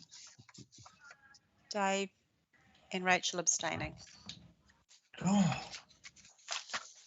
Carrie, so we'll move on to item 8.1 on page 33. You're not muted, Bruce. No, it wasn't for that, actually. We have a demonstration going up and down Inlet Road with loudspeakers. Well, that's interesting. You'll be able to go out at lunchtime and see what they're up to. Right. We know. Right, so I am putting this recommendation at the Bay of Islands-Whangaroa Community Board. Note the reports from Chairperson Belinda Ward, Member Manuela Hornell and Member Bruce Mills. Do I have a mover? Manuela. Thank you. Seconder? Bruce. Yes. Yes from Bruce, was it? Yeah, that's correct, ma'am. Yeah. Right, I'll take mine as read. Any questions in there?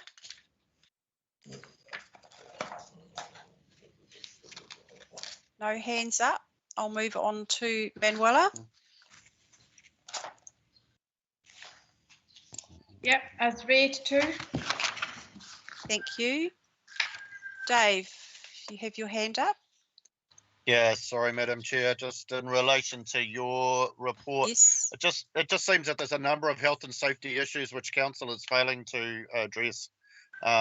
Your slippery toilet floors and what have you is only one of a number of things that we've raised. And generally, I've got an increasing concern over the compliance and the way in which health and safety matters are being handled, particularly in terms of the public. So I'm making that comment publicly now for the record. Thank you, Dave. Would you like something added to the action sheet at the end of the meeting? Yeah, most certainly, please. Thank you. Sorry, back to Manuela. Any questions for Manuela on her report on page 36? Rachel? Thank you, Madam Chair. Manuela, I just wanted to ask a question. We had a conversation about it a couple of months ago around the smart bins in Russell. It would be cool to get more of an update on that. And just again, the same question as to whether or not, if you're aware of there being any involvement from the FNDC internal team, just in alignment with the Nothing But Net digital strategy. There are some really cool outcomes that we could be achieving through that strategy if we package that work together. So just asking about that. Thank you. Thank you, Rachel. Yes, it'll be in my next report due on Monday. I actually had an online meeting and there's 3 smart bins to be placed. I think they were meant to be placed, but I haven't seen them yet in Russell. I was pushing for the bins that getting replaced to be placed in different spots, but that hasn't been confirmed. We just don't want to lose bins that could be used somewhere else. And also for the free Wi-Fi going in to be placed, I think at the end of the wharf. And I think that was just a decision that was made. Once that's in, I'm happy to share the news. I also was very excited that they chose some attractive wrapping around the smart bins. So it looks nice, and they actually asked my opinion which picture should go on it, and we decided on the aerial shot, very famous aerial shot of Robertson Island with the Twin Lagoons.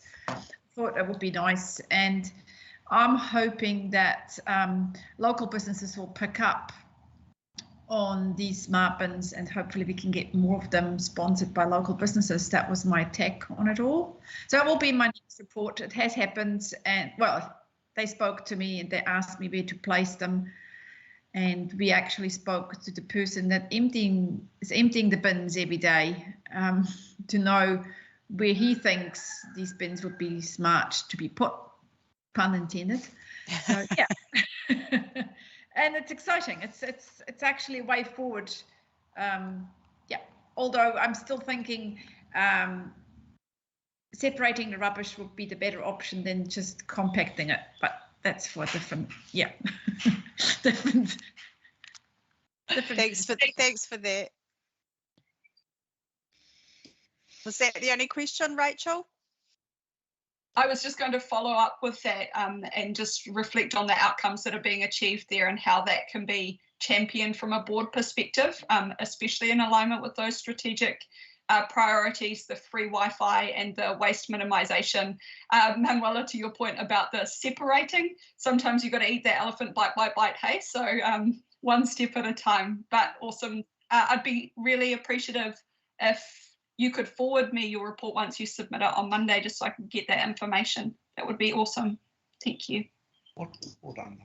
That's great. And yes, I hats off to Blair Houlihan, which I did at the council meeting the other day in my report for his, excuse me, fantastic communication, Manuela, with the pair of us over what they were doing with the funding. It came very quickly, and we had to make decisions quickly. And coming to the community board, there was no surprises. We were told this is going here, where do you want them, and it was fabulous. But I just have to say that they asked you which wrap you preferred before they asked me, and I would have chosen yours. So it looks like it's Russell's year.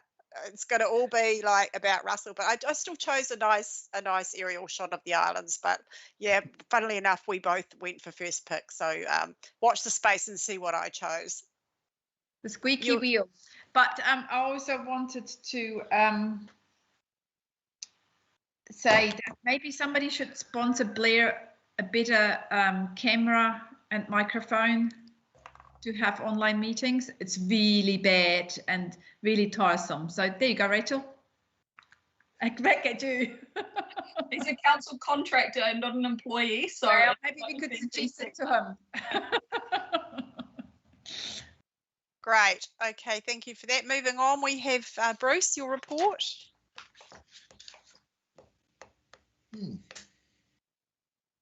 Any questions for Bruce? Like to have my my usual vent is definitely with the issues is about our walk bridge in Kaia. total confusion over this. I'm going on again, off again all the time to my community, saying, no, it's all been approved, we're making progress. And next thing, the council's saying, oh no, we haven't got any money. Now, there's still this discussion, ongoing discussions, and I've spoken to Wakatahi about it. They're saying it's a footpath and not their bridge. I'm pretty confused on this one.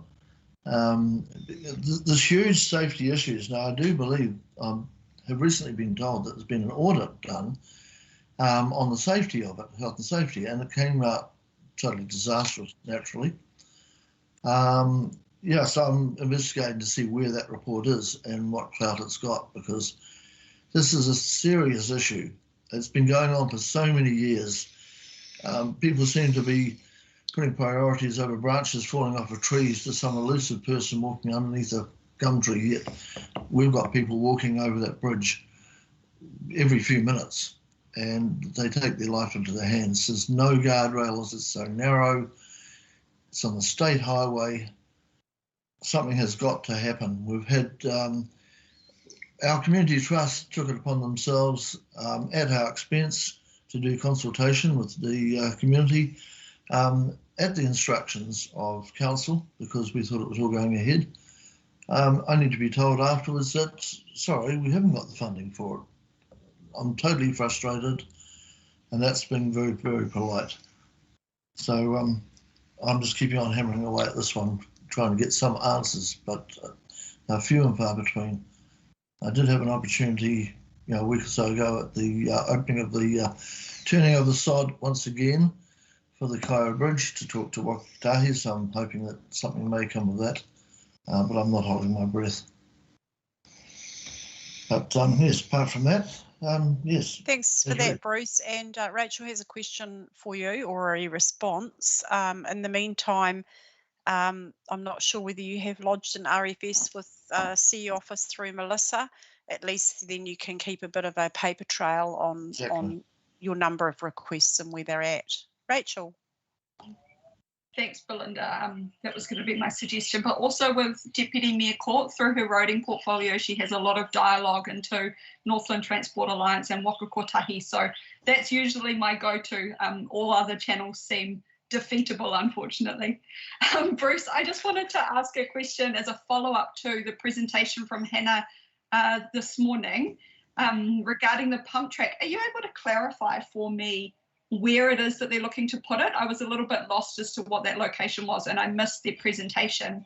And Madam Chair, I just wanted to make a comment on the members' reports, or perhaps a suggestion. It would be really good if consideration could be given to having a member recommendation portion within the template of the report, so that members are actually able to make recommendations on the back of the community work that they are doing, and what that might look like. So I just wanted to give that feedback. But Bruce, if you could touch on that location of the pump track, that would be really great. Thank you.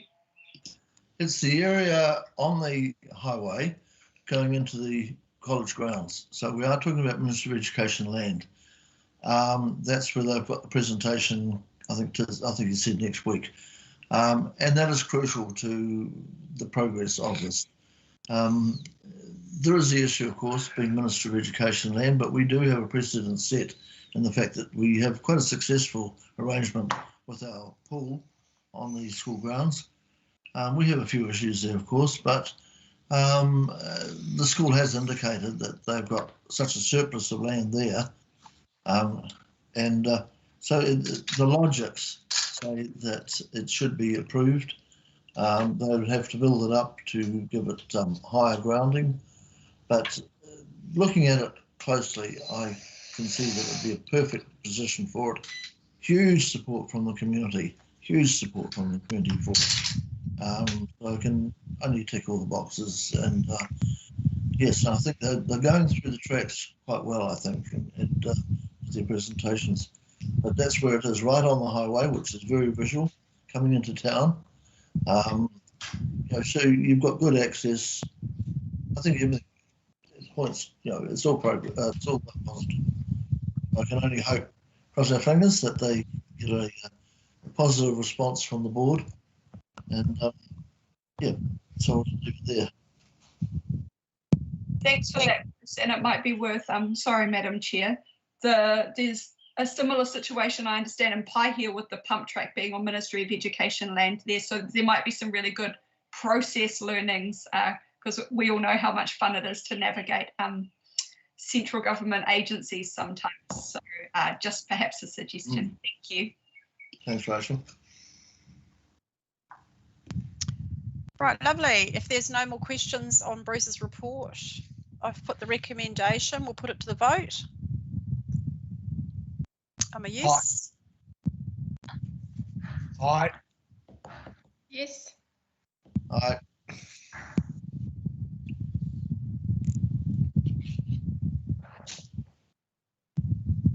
Frank? Yes. Aye. And Rachel abstaining. Madam Chair, would you like to take a break now or at the 12 o'clock mark, or carry on? I think I'll just carry on a little bit more actually and see what we can pump through here. Very good, Madam Chair. Just on these funding reports, I did want to make a note that we do have RJ Kumar here with us to answer any questions.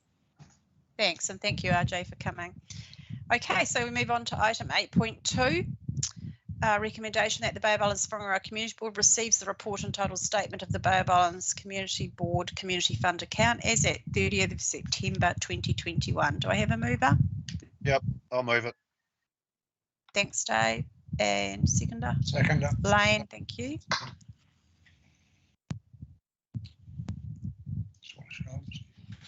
Any discussion or questions? Obviously, it's not up to date because it is at 30th of September. One thing I was asking, and I'm unsure about still, is whether or not Rotary ever did their duck race. Catherine, Madam Chair, no, they have not. Okay. That was caught up in the middle of COVID. So I was going to be contacting them to say, look, are you going to do this and reschedule, or do we just return that to funds? So once I've spoken with them, I will let you know. Great, thank you. Any questions for Catherine or AJ? No?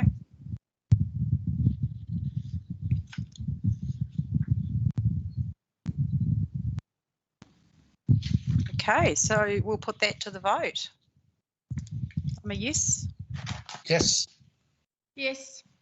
Yes.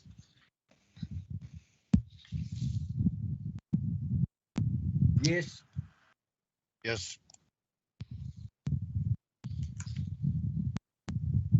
And Rachel abstaining. Right, we'll move on to item 8.3, recommendation that the Bay of Islands-Whangaroa Community Board receive the report Bay of Islands-Whangaroa Statement of Financial Performance Activities by Ward for the period ending 30 September 2021. I will move. Do I have a seconder? Manuela. Thank you.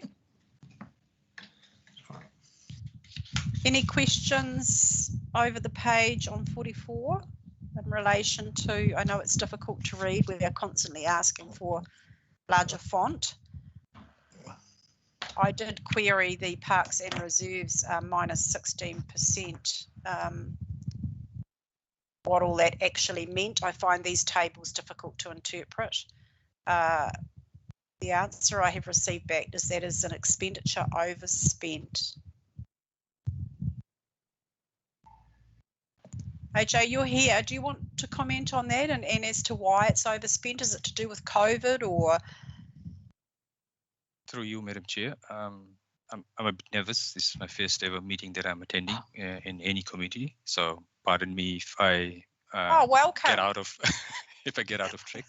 Madam Chairman, I'd like to note that if we're going to start wearing ties, then we're all going to have to do it. Speak for yourself. Yes, we're a pretty casual lot, aren't we, at community board level?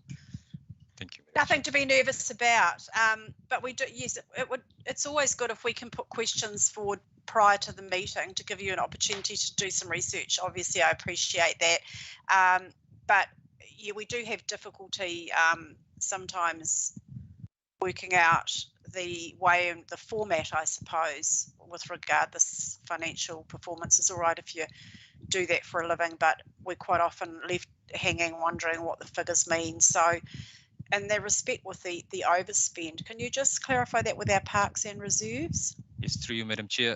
That overspend is for the works that's been currently undertaken at the Waipapa Sports Hub, the construction of the Waipapa Sports Hub. The specific work that's been undertaken and that's resulted in this overspend is the movements of those fiber cables, which isn't an unbudgeted, wasn't an budgeted expenditure. So although it's funded through Provincial Growth Fund, but because the works is along the state highway, the agents, we did not get any funding for that work. So that's funded through FNDC, but it being an operational expenditure, unfortunately, because of the works that's happening at the state highway, if that makes sense. It does make sense, but it's interesting it's come out of that fund, I think. Yeah, because the it's under our Parks and Reserve activity, Madam, through you, Madam Chair. So that's where it's recorded as an expenditure. So would it not be in the road and corridor? It would, Madam Chair, through you, yes, it would be. But because, as I said, it's work along the state highway, the asset doesn't belong to FNDC. So it has to be recorded, unfortunately, under Parks and Reserve space. Oh, that's interesting. Okay. So is there anything else you can enlighten us on in there in relation to there is any other overspends there that come under our delegation? Amenity lighting, is that 14%? Through you, Madam Chair. Through you, Madam Chair. Yes. So in the report, with any negative variances, percentage variances means an overspend for expenditure, and the same goes for income as well. With any negative variances means the income being less than the budget. We haven't received the income, if it makes sense in a very layman's term, for income, you know, with the negative variances. So coming back to amenity lighting, there is a small variance or overspend, if I may say, and it's largely to do with some depreciation costs. Usually what happens in the first quarter or so of the new financial year, Madam Chair, is that we haven't done a financial year end rollover as yet because of audit. Once we get clearance, then we would roll over the financial year end, and then depreciation would be calculated. In that interim period, we do estimate the depreciation. So it could be a possibility that the depreciation charges at the first quarter, the end of September, is slightly higher for amenity lighting. Our estimation is slightly higher. So that's the explanation that I could say at this stage. And is that operational? Yes, it is. All this expenditure that you see here, Madam Chair, in this report are operational. So would that be a contract renewal? So I'm asking you questions that you may not know now. So just say if you don't know, that's fine. But would that be due to perhaps we have had some contracts extended or rolled over, and lighting is one of the topics that as a board we have been very interested in our contracts renewals from local level and the levels of service. And I know that there have been a number of issues that we've been complaining about over the years, whereby we cannot get a light bulb change. We have to wait till there's about 5 out or something like that, which impacts on our health and safety issues around our communities. So it's something that we do take an interest in. You know, if you're spending a lot of money on footpaths and you don't have, fit for purpose lighting to operate security cameras or keep people safe, then, it's of interest to us at board level. So, I suppose what I'm asking you really is do we know why? It's just because of the depreciation, not the end of financial year hasn't been balanced out yet, or? As I said, through you, Madam Chair, as I said, is an estimation of depreciation cost at this stage. So we we are not certain whether the depreciation that we've estimated, the charges that we've appropriated is the true value or no. We have to wait for the financial year end to roll over before we are able to determine and ascertain whether we are, the estimation were correct or otherwise. That's great. Okay, thank you. But I can't speak for the other side of things. But unfortunately, that's probably an operational question for Northland Transport Alliance. Yeah, no, that's good. Most of the other figures are fairly self-explanatory. I think town maintenance is probably due to COVID, that they haven't spent as much. Yes. But Dave's got his hand up, so thank you for those good answers. Dave has a question for you. No, Madam Chair, I had a question for you. Your, I think it's your microphone is giving a lot of banging. It sounds like it's in the wind. I'm not sure. I think it's my fan. I'll turn it off. Thank you. Okay. Yeah. No, it's just quite difficult to hear with this rumbling going on. And that could we note for our action sheet, yes, that reports come through with the legible font size, please. Yeah, I know you alluded to it, but it really needs to be followed through. And maybe AJ, welcome to the meeting. And it's your first one, and counting on you to keep an eye on this so that we can actually read the numbers next time. Thank you. Manuela. Oh, it's working. Hello. Sorry. My question is to the rates penalties.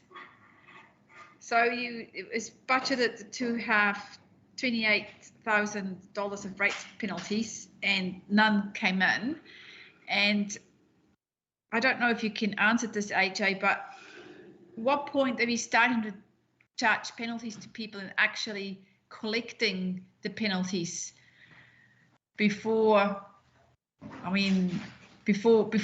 some action is taken?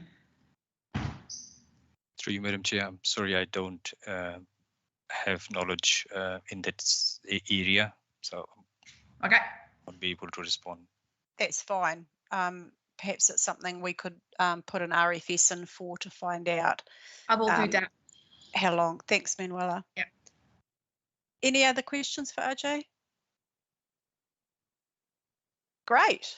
Thank you. Thanks for being present to answer our questions, and we look forward to seeing you again in the future. So I'm going to put welcome, Madam Chair, and thank you. Put this recommendation. Put this recommendation to the vote now. Moved by myself, seconded by Manuela. I'm in support.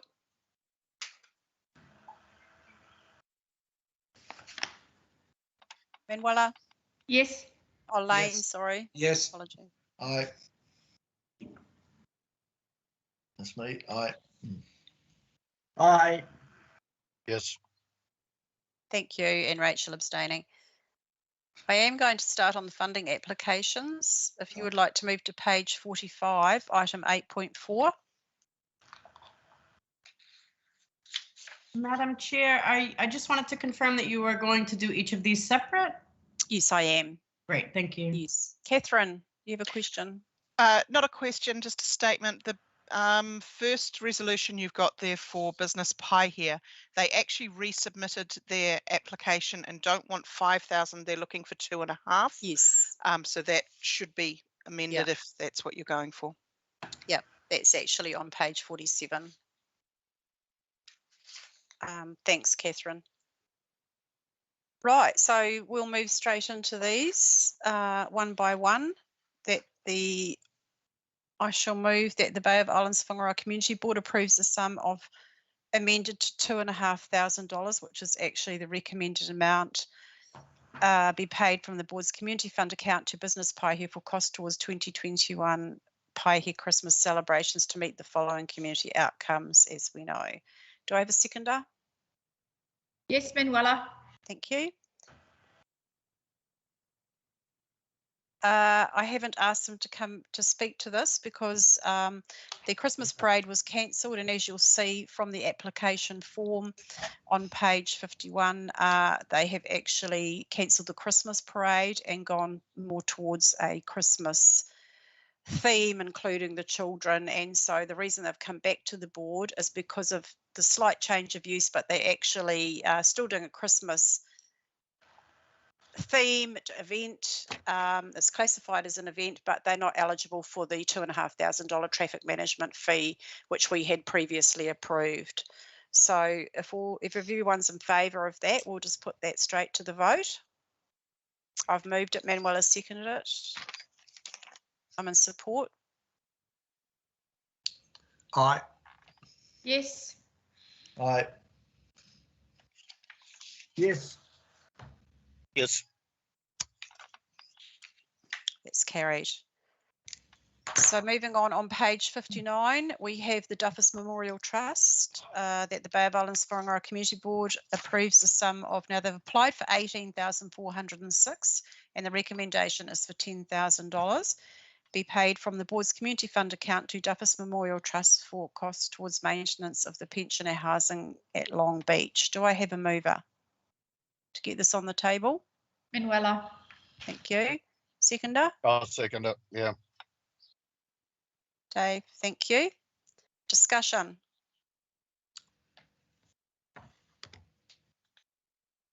This is Louise who presented to us this morning, the open forum, and they have come back for, as I said, $18,406. We have declined them previously. They went to Far North Holdings. They did everything we asked them to do, and basically they have come a bit unstuck, and so they have come back to the board and presented again. Lane. Yes, thank you, Madam Chairman. You know, it's a noble thing that they're doing, but at the end of the day, I'm stuck with it. We're helping 6 people. It just seems like a lot of resources going into 6 people, and in that case, I would vote against this. Thank you. Thank you, Frank. Yes, one thing I noticed in the presentation, you asked the question, could they fund the amount we were turning them down by? And the comment was yes, and I gained the distinct impression that that was not going to be an issue for them. It just leaves me wondering, have they actually explored all options before they have come to us? She said they had a number of organisations that were willing to assist, and I'm a wee bit like Lane. I think what they're doing is commendable. Not a lot of people, but I don't. If we're doing this, we should be the lender of last resort, and I'm not satisfied that we necessarily are. I don't know, Manuela, perhaps you can help me with that. Thank you, Frank. And yes, the woman's response was yes, no problem to the 8,000, if I recall. Manuela? Yes, thank you, Belinda. I know there is only 6 people, but that's all they have at the moment. It's 6 houses, and they are, and when they say they've been to different organisations, they've been to different organisations to build more houses because the land is there, and it's a lot of land, but they obviously need the money to build the houses or bring them in as prefabricated. She did say yes, Louise said yes, we can fund the balance if we can't give them all of it. So I mean, I don't know what they've done there. I'm satisfied personally that they went and looked at all the options to refurbish the outside.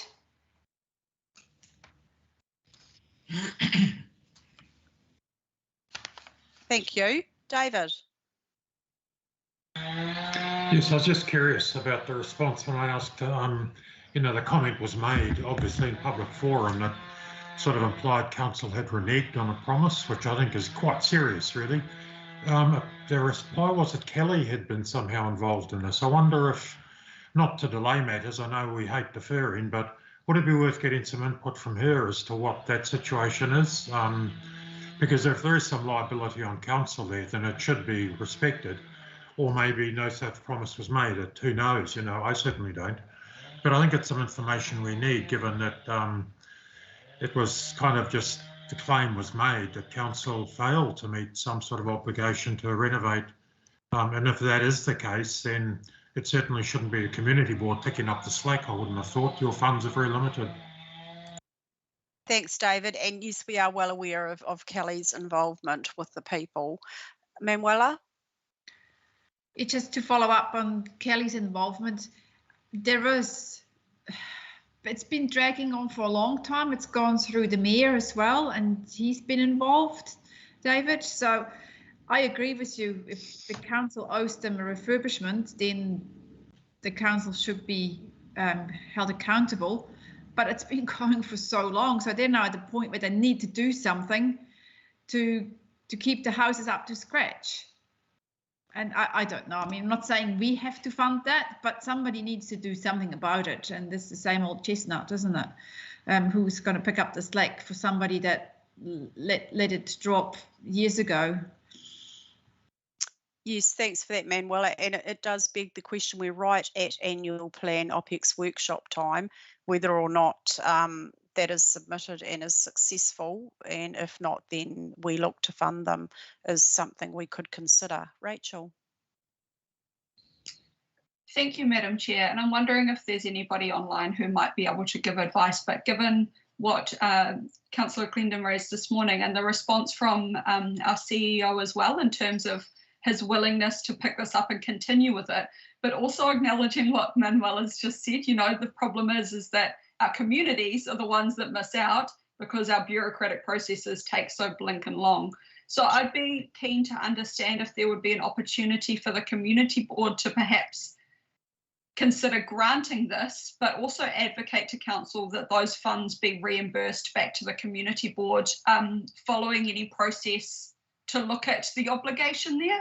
I'm really mindful that this work needs to be done. The weather is perfect for it. If they keep delaying it anymore, the outcomes are just going to get worse. But at the same time, you know, the conversation about whether or not it's a community board obligation. So I'm just wondering if there's any advice as to whether or not the board could advocate for those funds being reimbursed.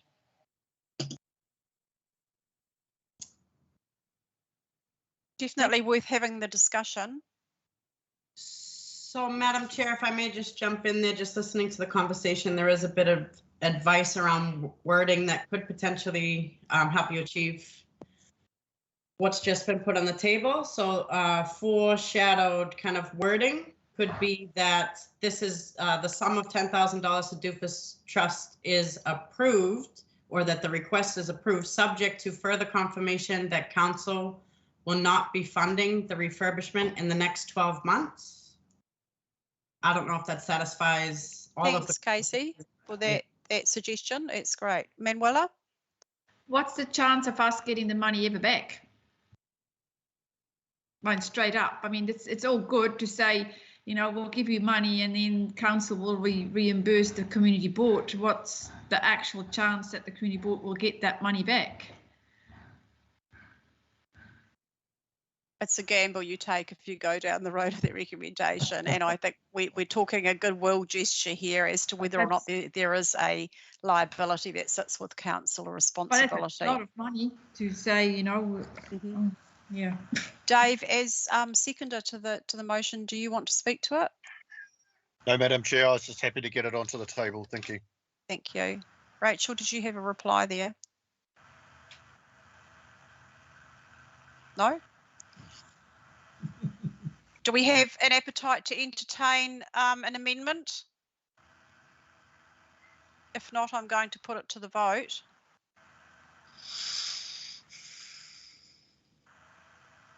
I'm happy to move the amendment. Do I have a seconder? Try. Yes, me. Manuela? Yeah. The rest are ye of little faith. No. Me too, but never mind. Yes, I know, but you know, where there's a will, there's a way, and it is a compromise. We're not talking the full amount. If you would like to read that wording out, you've got it there. Casey, the amendment? Sure. So that the Bay of, oops, one second. That the Bay of Islands-Whangaroa Community Board approves the sum of $10,000 be paid from the board's plus GST, if applicable, be paid from the board's community fund account to Doofus Memorial Trust for costs towards maintenance of pensioner housing at Long Beach, subject to. Should that be exterior maintenance? Was it not just painter? Was the interior work as well? It's just exterior, isn't it? I think I'd like to add that word exterior. Towards exterior maintenance of pensioner housing at Long Beach, subject to further confirmation that council will not be funding the refurbishment in the next 12 months. I've put that. Manuel, are you happy with that wording?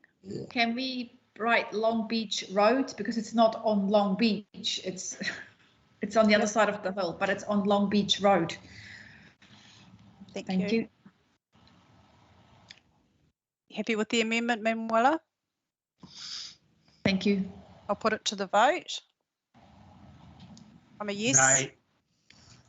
No. Yes. No.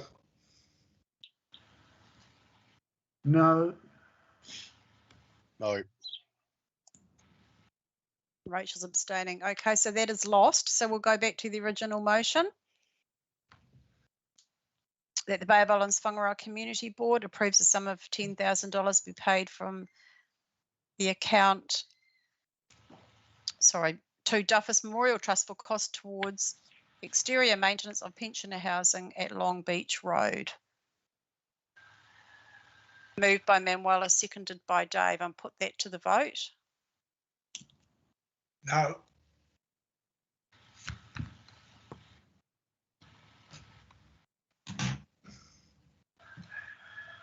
Sorry, I'm abstaining from that. Sorry.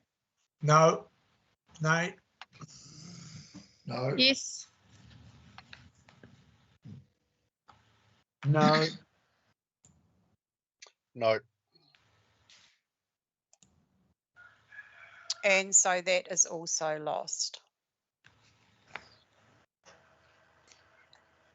Right. Looks like we'll have to work on that through the annual plan process, Rachel. We can dig into that and see where else we can take it, I'm sure. Okay, so moving on, I believe the next application for Kaio Christmas Parade and Festival Organising Committee has been withdrawn. Is that correct, Bruce? I actually haven't been notified, but I had a phone call yesterday, Madam Chair. Yes, that Okay. has been withdrawn. It was too difficult with the risks of COVID still going around. Fair enough, thank you. So we move on to D, that the Bay of Islands-Whangaroa Community Board approves a sum of $4,000 be paid from the board's community fund account to Kairos Connection Trust. Busy Bees cost towards knitting for newborns and those in need. Do I have a mover? Yep. That was Dave. Seconder? Second, Lane. Thank you, Lane. Any discussion around this? I'll put it to the vote. Just 1 point. I do believe that we were waiting on the report from last year. Was that correct, Catherine? Oh, yes. We haven't received a project report, correct? It was received and it will be coming to you at the next board meeting because I chased up on it because I said we can't even consider this until we've got the report. So it will be coming to you at the December meeting. So do you want to let this lie on the table till December? No, could we? Well, yeah, we could, but we could also make it provisional on receiving a report which is endorsed, approved at the December meeting. So, I mean, the outcome would be the same. Yes, although the report it's pretty well outside. It's been over a year, hasn't it, Catherine? They were still working through everything, but yes, so they have now provided that report. They had a change in who applied and who applied last time, who applied this time. So that's where some of the confusion came up. So I guess that leaves us a little bit conflicted because normally I wouldn't want to be approving something that hadn't met the criteria that we've set down. Perhaps wait for other members to comment on this, please. Dave, if we could, on the recommendation, note that the report is in hand, but has not, but conditional upon it coming to our December, that the funds aren't uplifted until the report's received and in our December agenda. Otherwise, it's going to have to come back. So, Frank. Madam Chair, Catherine, you've received the report and have obviously looked at it. Is there anything in that report that you think might raise a flag for the community board in looking at a further allocation of funds? Not to my memory. I'm just waiting for my system to open up so I can actually open up the report itself. Handy, thank you. Lane, as seconder, do you want to comment? Madam Chairman, I'm quite happy for it to be subject to the report being verified. How that's done, whether it has to wait for a meeting, that's fine. I'm quite happy to say that we've received a report. Thank you. I can I share this on? I can't share it on screen at the moment. There is nothing in there that would raise any red flags at this stage. So thank you. So with the mover and seconder in support of it, subject to the report received being verified, I'm happy to put that to the vote. All right. Sorry, Lane, is your hand up again? Oh, I'm sorry. If it is, I apologise, Madam Chairman. Dave. So I guess what I was just wanting to know really was the productivity and the outcomes that have been associated with it, given that they are seeking an extra $1,000. I think we gave them 3,000 last year, 2,000 the year before. Is that right, Catherine? This is only the second time they've come, I think. Second no, time they did put so in their that report. was before me. My apologies. Okay. Yep. Yes, you're correct, Dave. Thank you. Yeah. Yeah, no, I'm interested. I'm wary of the COVID times have definitely increased the need for these sorts of services, and besides the social well-being for those that are actually involved with the missing and what have you as well. So it's just observations. I'm happy to support this with the amendment. Thank you. Thank you, Lane. You happy to second that? Absolutely. Amendment. Okay, Absolutely. I'm putting it to the vote. Thank you. It's yes from me. Yes from me. Yes from me. Definitely yes from me. Yes from me. Yes from me.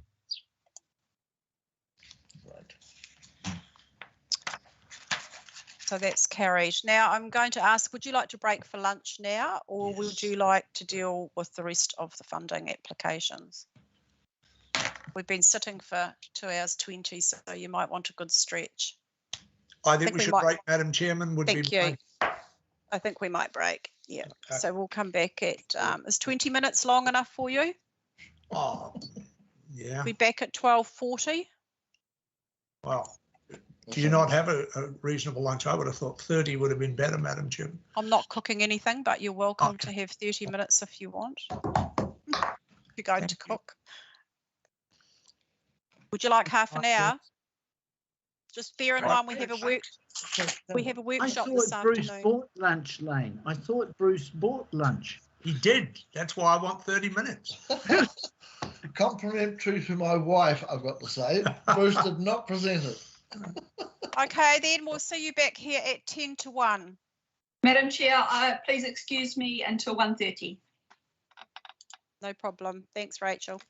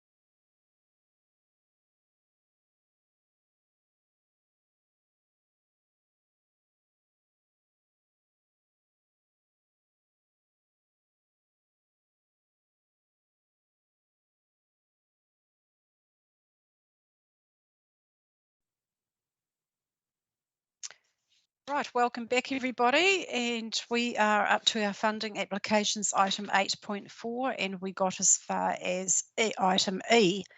The recommendation that the Bay of Islands-Whangaroa Community Board approves the sum of $1,000 plus GST if applicable be paid from the board's community fund account to Kirikiri Community Cadet Unit, costs towards 2001 regimental dinner.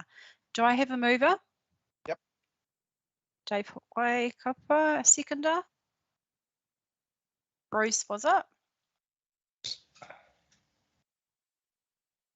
My grandson's had an association with it. Any discussion around this? This is around page 80 on your agenda, and any additional information you require is under page 18. This is a closed deadline. This is due to be held on the 10th of December. Hand up. Hand up. Questions? Lane. No, actually, Bruce. Yeah. Bruce? And I can before that, speak. hand up as well. Sorry, Madam Chair.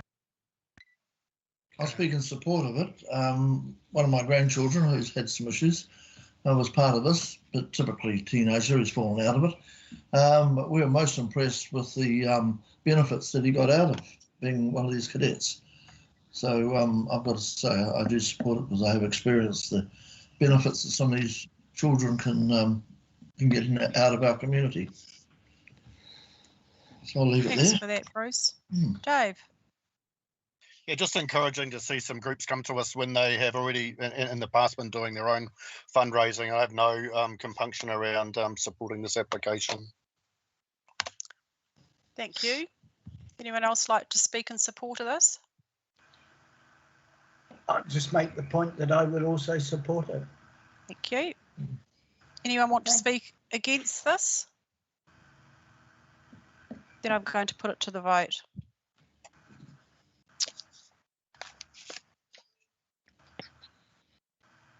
Thank you, Casey. I'm in support.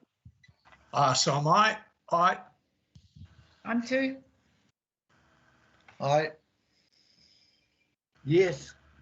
Yes. Thank you. So that's carried. Now, the next item we have on page 87, item F, is Richard and Dame Jenny Shipley spoke to this morning for Kororaka Marae. Tuitoi te horonga, tuitoi te whenua. They've requested $14,393. The recommendation is to grant them $10,000. The Bay of Islands-Whangaroa Community Board approves the sum of $10,000 plus GST if applicable be paid from the board's community fund account to Kororaka Marae, costs towards Toitū te Hohurongo, Tutoi te Whenua, to meet the following community outcomes: communities that are healthy, safe, connected and sustainable, proud, vibrant communities. Do I have a mover? Manuela, to get this on the table, and a seconder? I'll second that then. Discussion.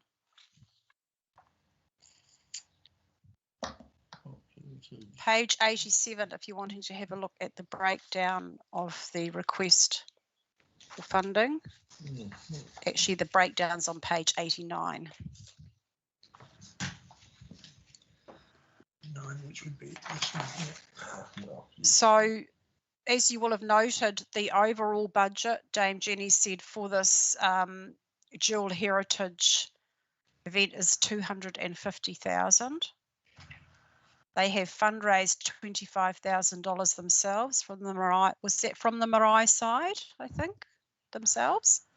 And Travel, it's mostly travel. the portion of costs that they there's some accommodation in there. I don't know. You can ask the question. Nobody knows. So they have taken out the venue hire, or the road closure fee, the facilitator fee. What else have they removed from there? And are only asking for approximately 50% of the kapahaka koha entertainment.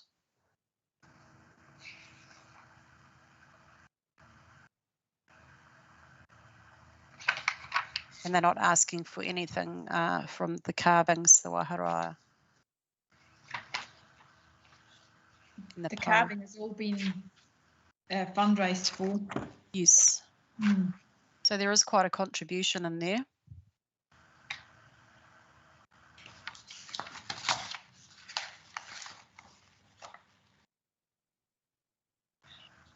Belinda, Dave, I just wonder, is it apparent how much Yes. money is coming from central government for this event?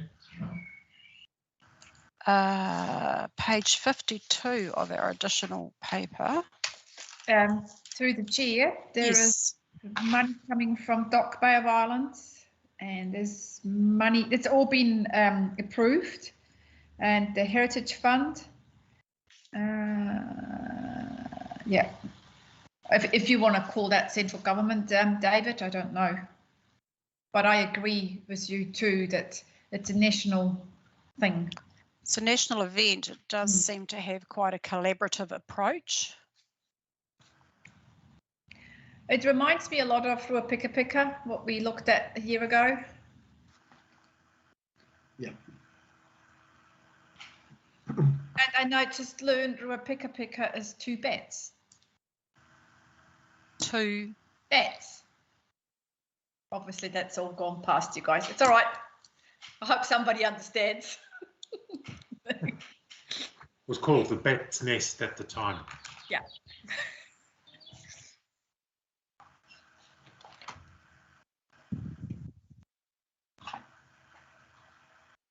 Well, I'm in your hands.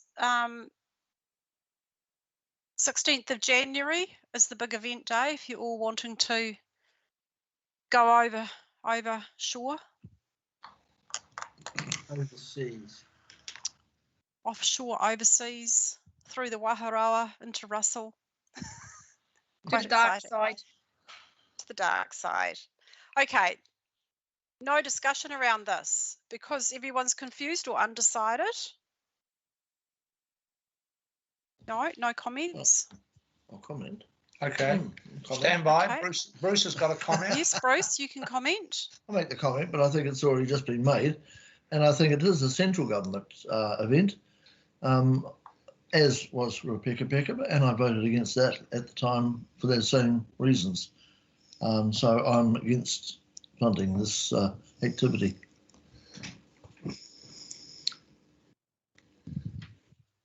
Okay. If there's no more discussion around it, I'm going to put it to the vote. So the request was for 14,393. We have a recommendation on the table for 10,000 on page 46 of our agenda.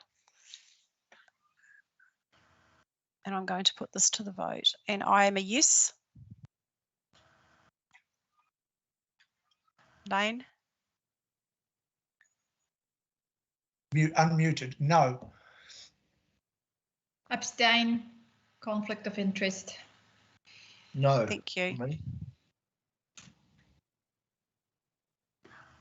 I am going to abstain. I've got mixed feelings on this. Thank you. No. No. So that is lost.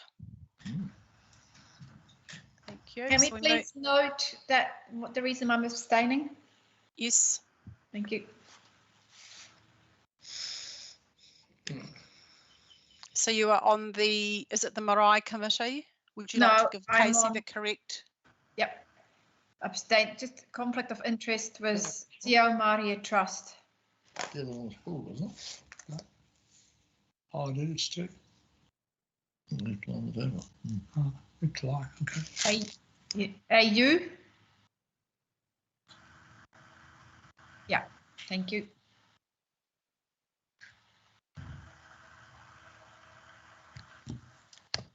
Thank you. So we'll move on in the funding application to item G. Now, this has been recommended that Toi Ngā Puhi Limited application lay on the table. Catherine, are you there? Do we I know am why, indeed. Casey? Thank you. Now, the reason we've got this is because they will be coming back, but they need to reschedule everything because obviously COVID has put a big kibosh on it. And I said that I'd rather still have it so that you could see the application, and then you can leave it to lie on the table and pick it up again when they come back with their updated and amended application in 2022. That's great. Thank you very much for that.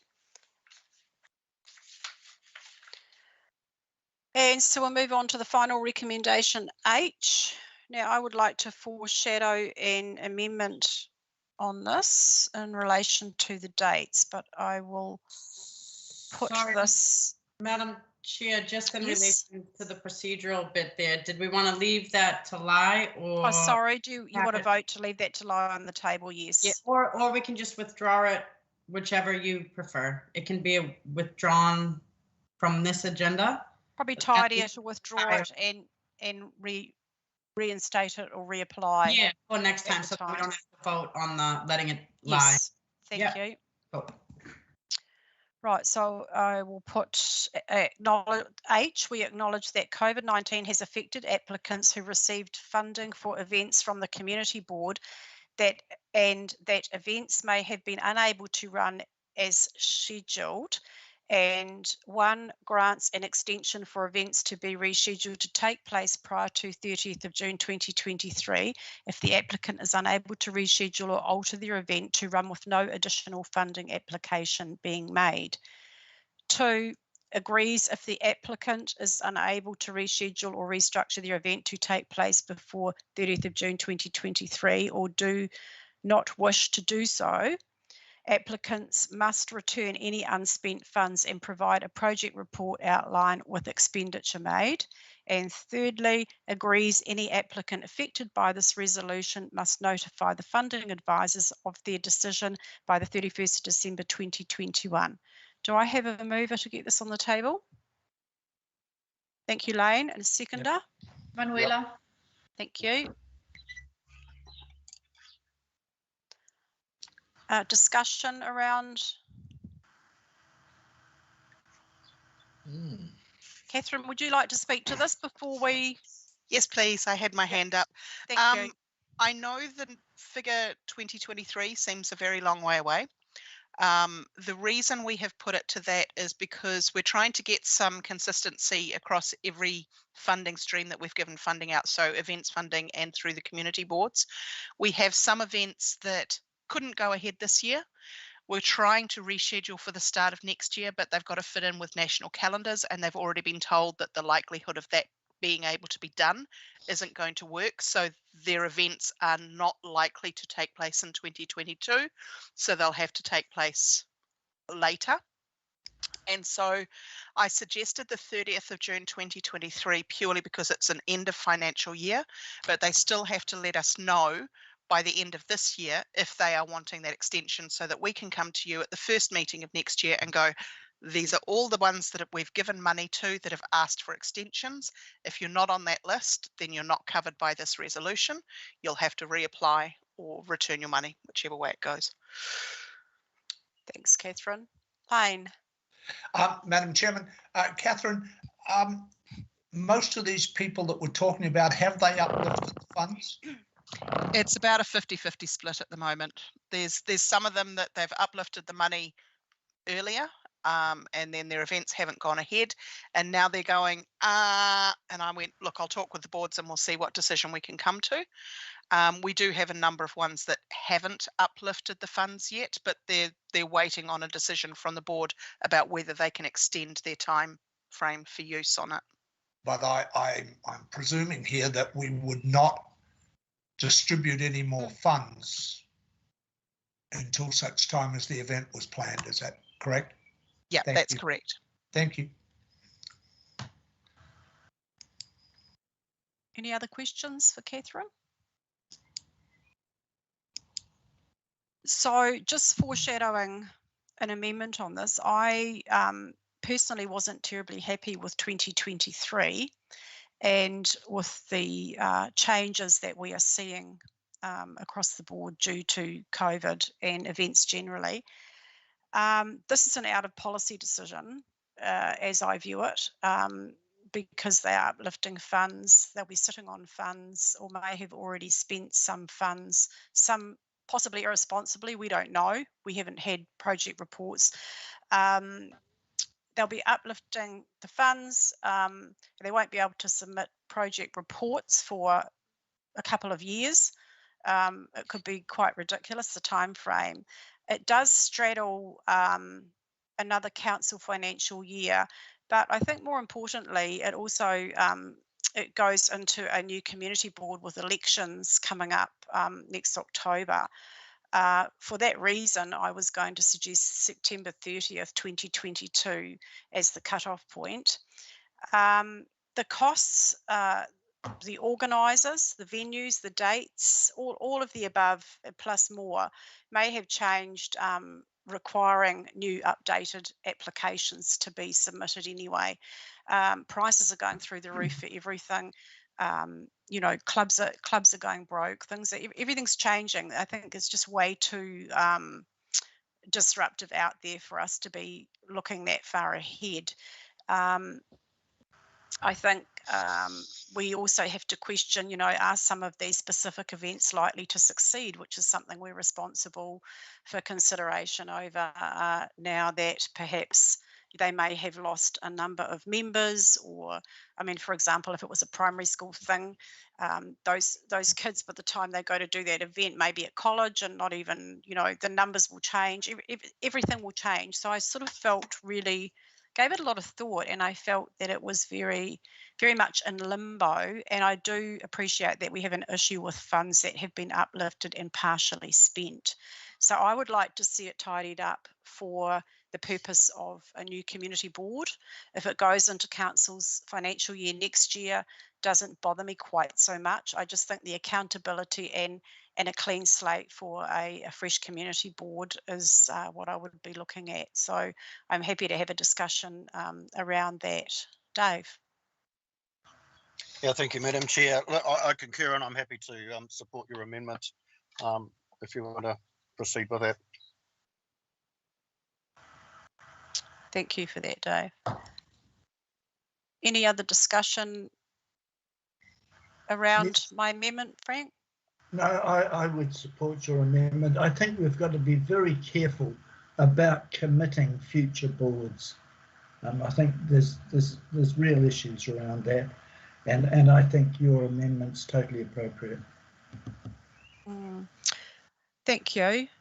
One thing, Catherine, that I haven't asked you is in relation to carryovers come 30th of June for balance of funds. Obviously, some have uplifted, and they should know by the 30th of September next year whether they are going to be holding that event or not, or by the 30th of June next year. And I'm just sort of wondering how we will manage if you have already granted, if you have already granted the funding and you have a resolution, then that carries over. So because the resolution is in place, so it's holding it. So that the money just doesn't disappear into nothing. And in relation to partially spent funds that perhaps we can't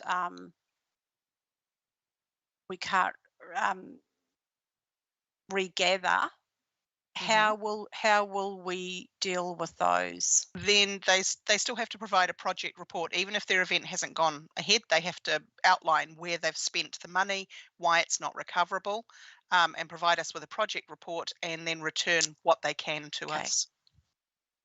Thank you. Dave? Sorry, I just hadn't taken my hand down. Sorry, Madam Chair. So, any more discussion around this? So, Casey, I'll put the amendment, but I'd like to just address it in 3 parts so that it's tidy for you, Catherine. That the first one, if they take place, reschedule or take place prior to the 30th of September 2022. The second one agrees if the Prime is unable to reschedule. So we'll keep that date through all of those. I'm just saying that it will make sense on each. September. Was the applicant affected by this resolution? must notify the funding advisors of their decision. Do we still want that to remain at 31st of December 2021, Catherine? I'm happy to take your advice on that one. Well, we think by then they'll either know if they're going to be able to reschedule and go ahead. Whether they know the dates they're rescheduling to isn't necessarily guaranteed, but they'll be able to say, yes, we think we're still going to be able to go ahead, or no, we're just going to flag the lot and give you the money back or whatever. Okay. We thought it was a reasonable compromise. I mean, that's 6 weeks away, so they should have some idea. And if in future they decide, look, we can't do this, then they can still come back and give us the money or whatever.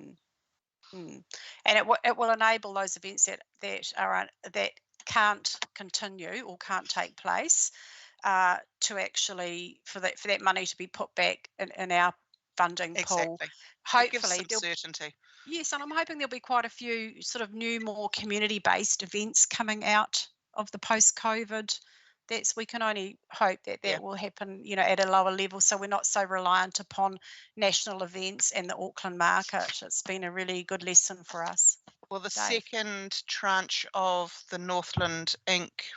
Regional events funding gets considered next week. So applications for that closed a couple of weeks back. Okay. Oh, that'll be an interesting one too. Thanks for that heads up. Yes, Dave. Yeah, in terms of that date of the 31st of December, I'd feel a little bit more comfortable extending that out, maybe 2 months, and for the reasons that, without a crystal ball, I suspect that there's going to be a lot more challenges over the next month to 6 weeks in terms of cases and ability for people to get together. And then, of course, it's Christmas time, and so I would have hoped that we could have maybe looked at that by the end of February, and then we're able to move ahead in our next meeting in March, and that's give enough time. I would have thought so. Could I propose that we amended that date to, what is it, the 28th of February? That's actually a really valid point, and I guess a lot of clubs' financial year might be 31st of March, and that may even be more beneficial to them to look at a day like that. But definitely I can see the common sense thinking in that, and particularly being holiday period. I will say, if you say 28th of February, then it will be the April meeting, not the March meeting. That comes back to you, just so you know. Sure. Okay, Dave, I'm happy to take your lead on that. You want 28th of February? Thank you. Yep. So we'll change that to 28th of February 2022. Any more discussion around that date change? Okay, so I'm going to put this amendment, put by me, seconded by Dave, and I'll take it in the 3 parts, so that the first one grants an extension for events to be rescheduled to take place prior to 30th of September 2022 if the applicant is able to reschedule or alter their event to run with no additional funding application being made. Secondly, agrees if the applicant is unable to reschedule or restructure their event to take place before 30th of September 2022 or do not wish to do so, applicants must return any unspent funds and provide a project report outlining the expenditure made. And thirdly, agrees any applicant affected by this resolution must notify the funding advisors of their decision by 28th of February 2022. I'm going to put that to the vote. Dave, your hand's up again. Sorry, Madam Chair. Oh, okay, it's not up. Okay, I'll put that to the vote. I'm in favour. Yes. Frank, yes. Yes. Yes. Yes. Thank you. So that's carried. Now we move into the substantive motion, please. Oh, yes, sorry. Yes. So we'll just vote on the amendment becoming the substantive motion. I'll so move. Do I have a seconder? Yes. Thank you, Lane. I'm a yes. Yes. Yes. Yes. Yes. Yes. Yes.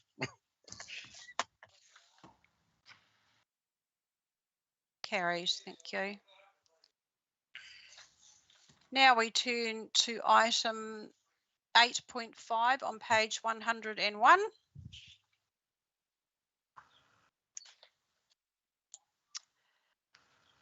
Which is the summer 2021-2022 Rural Travel Fund applications. I'll move the recommendation that the Bay of Islands-Whangaroa Community Board allocates rural travel grant funding in accordance with the recommendations received from Sports Northland as follows. A, Bay of Islands College, $1,070. B, Kitty Kitty High School, $918. C, Mid-North United Sports Incorporated, $570. D, Mototoe Bilingual Primary School, $3,500. E, Tautokura Rugby League, $1,850. And F, Special Olympics, Bay of Islands, $500. Do I have a seconder? Yes. Yep. Bruce. Bruce, thank you. Discussion around these? I've got Dave and Manuela. I was interested if we could canvass whether members had any opposition to this, rather than commenting or taking them all by piece, given that the funding is from another source and that we're here only to ratify them. I've put it all as one recommendation.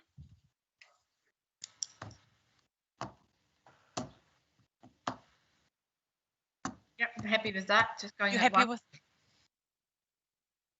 Yep. But I've got another question or yes. a request more. In the past, we received reminders that this is going out, so we could share it around our communities. Yes, and I might have missed it, but I didn't see anything. It would be really nice if we could get reminders to us, and then we can. Hi, Kim. Hi, Kim. Afternoon. What are you doing here? I am the new funding advisor for the Rural Travel Fund, and I wrote your report. So it all falls I'm into back. place now. But I have noted that, and I will make sure I take that on board for the next funding round and make sure that I send you a reminder, as well as an email, so that you can forward it on to the organisations that may be able to apply. Thank you. Appreciate it. Thank you. Madam Chairman, if I may. Yes. Sorry, I don't mean to get ahead of Dave there. Kim, while you're there, are notifications sent to all the schools and all the clubs for this? Yes, so we have a database of those that have applied previously in the past that we notify, as well as Sport Northland also does a large media drive to notify sports organisations and schools. Thank you. Yeah, I think it's been a pretty disruptive year, Manuela, and I guess these, to put a reminder out to the clubs and groups is when they're out of their normal routine or perhaps not playing or their minds aren't set on it is a really good point. Anyway, everyone happy with these recommendations? Absolutely. So we'll move on and vote on that. So I'm in support. Absolutely, yes. Yes, from me. Yes, from me. Yes, from me. Yes, from me. Thank you. So that's passed unanimously. So move on to item 8.6, Rural Travel Funding Project Reports. I move the recommendation that the Bay of Islands-Whangaroa Community Board note the project reports received from A, Bay of Islands Amateur Swimming Club, B, Kitty Kitty Cricket Club, and C, Kitty Kitty High School. Do I have a seconder? Yeah. Thank you, Manuela. Any discussion around those reports?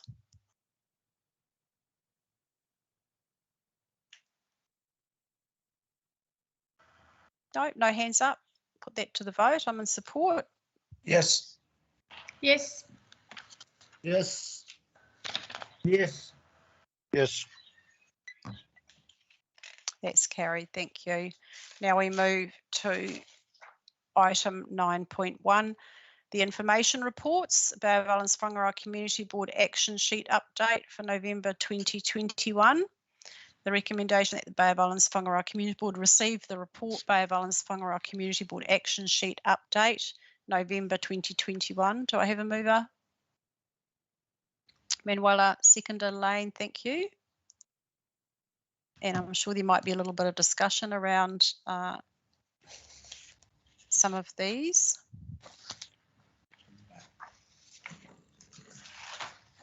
I think the very first one I highlighted there for some reason. What was that, Manuela? Oh yes, this is down to, this goes back to the 5th of November. It's a year old. Wow. Yes. That went fast. 2 years old. Yeah. It's 2 years old. It's not 1 year old. Oh, it's a year old since we reintroduced the action sheets. You're correct. Yeah, it's 2 years old. It went back to the Totara North Hall meeting, didn't it? Yep. So yes, you're quite correct. We still haven't had any action on this, and the only reason that I can assume that we wouldn't have is because we don't have any budget for council to go out and survey this and work with us as to how we want it delineated and signposted for public access. So something I will be, as I said to Sean, banging on about in the annual plan OPEX workshop. We have to get to the bottom of all these encroachment issues and our public access ways and walkways. And in order to do that, there is a budget required to formalise, legalise and resolve these issues moving forward. So I'm not quite sure where we're going with that one, Casey. We haven't had an update and we haven't had a reason why we haven't had an update. So perhaps it wasn't clear what we were looking for. Manuela? I mean, there was a petition that got presented to us, so it's quite clear what the petitioners want, and I think we put it quite clear in our motion or resolution what needs to happen. I know I appreciate there's no money, appreciate the cog turns really slow, but I do think, and that's where a lot of council business falls short, is the lack of communication with the actual people that requested a service or an outcome. And it would be really nice if FNDC could get in touch with the original petition presenter and say, look, it's still getting worked through, and because of this and this, we can't take care of it. And then at least people will know what the issue is and that they haven't just been forgotten. And I think a lot of ill feelings comes from the silence and the lack of communication. And I know it will be work, but I'm sure there's a way to communicate with people. I'm communicating with them, but yes. I can't make decisions for them. And I cannot explain the reasons sufficiently either. It would avoid a lot of ill feelings towards council if we could be more open communication, and I'm sure that's what any business would do.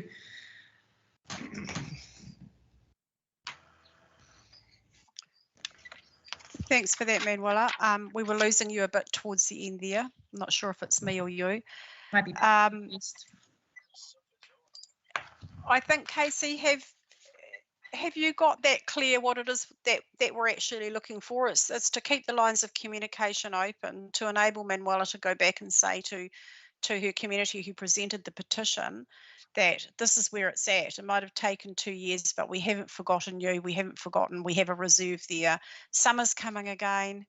It would be a great time to get some positive or bit of action on that. I know there's quite a bit of work being done out and around the Te Waihapu area on resolving issues and on encroachment issues, so perhaps we could just add this to the list and get some traction on it. They certainly have had this in their sites in that community for some years now, and it's very, very slow progress. So yeah, if we could get through you, Madam Chair, yes, unfortunately, I am aware of this, as it has been the top item on our action sheet for a while. I will follow up with staff, and I just want to confirm with Manuela. We can take it offline as well, but it's just the B bit. The survey potentially has been done, but it's the signage that is still not there. Is that correct? Okay, I'll just follow up with staff. Thank you very much. And does it need to be delineated? Do the boundaries need to be identified? No, it's just appropriate signage. As far as I'm aware, the peaks are underground because of other issues that came before that, with paper roads and excess and Yes. encroachments. So I'm sure it's been surveyed. It would just be helpful to have very simple signage. It doesn't need to be fancy. It probably needs to be bilingual after we have our discussion and our workshop today. On that note, do we need to involve monitoring? If there are encroachment issues and we have now had a survey done? Yeah, always. I mean, it's not solved. So if that could go to monitoring as well, so that it's not just being dealt with in isolation, Casey, that would be great. Lane.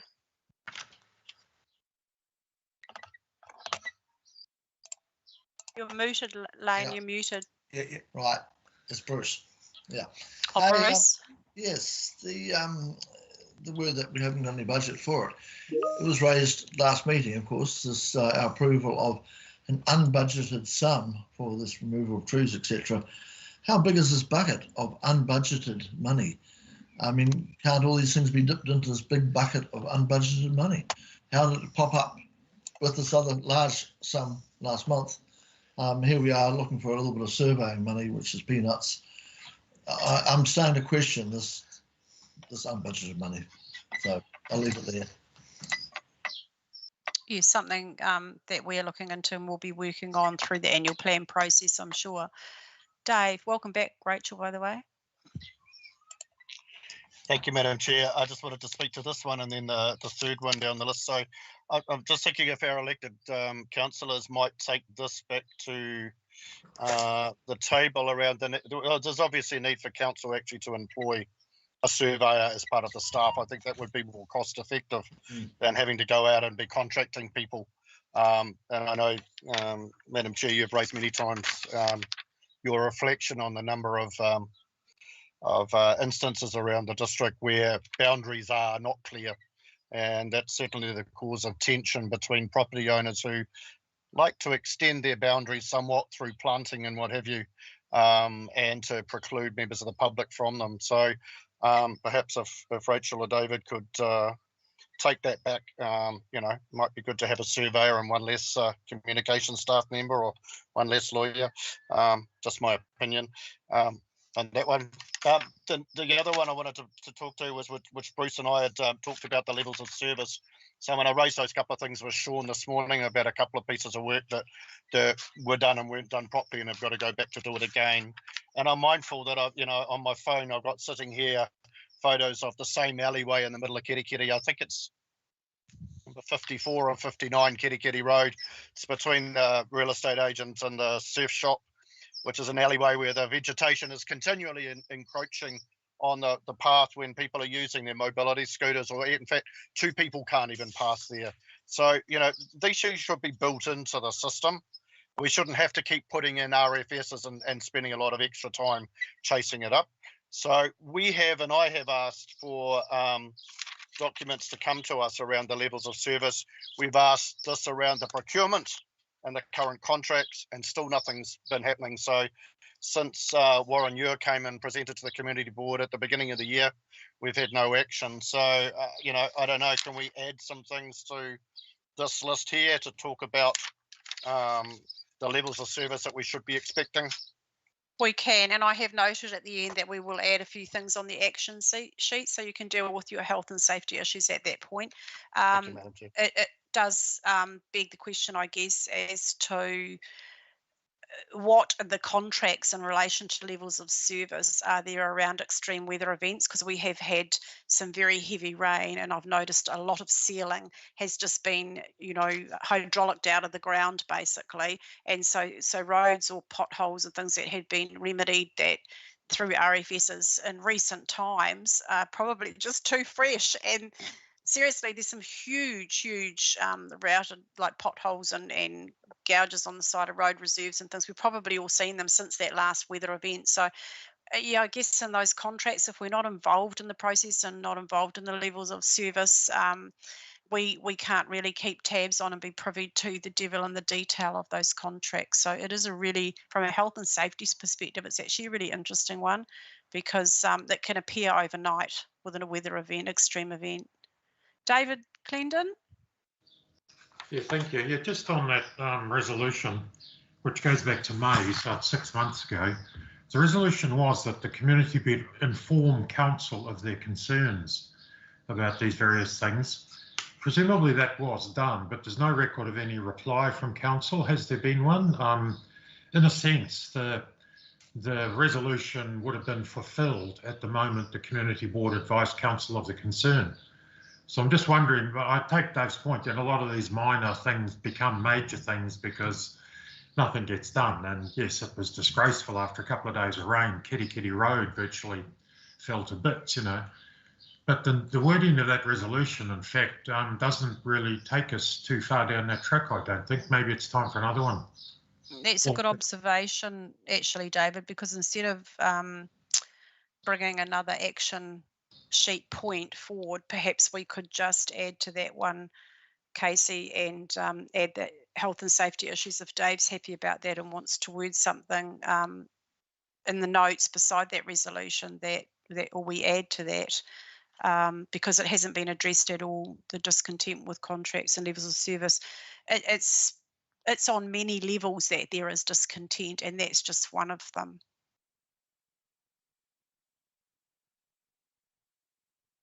So Dave, are you happy? You're muted. Are you happy to incorporate your health and safety issues in that, or do you feel you want to pen something different? Obviously, the health and safety issues got raised in relation to some of these levels of service, which was around the palm trees and the like as well. But also the levels of service was related to the procurement, which we were supposedly having a heads up at least 6 months ahead of any initiation of contractual new contracting and what have you.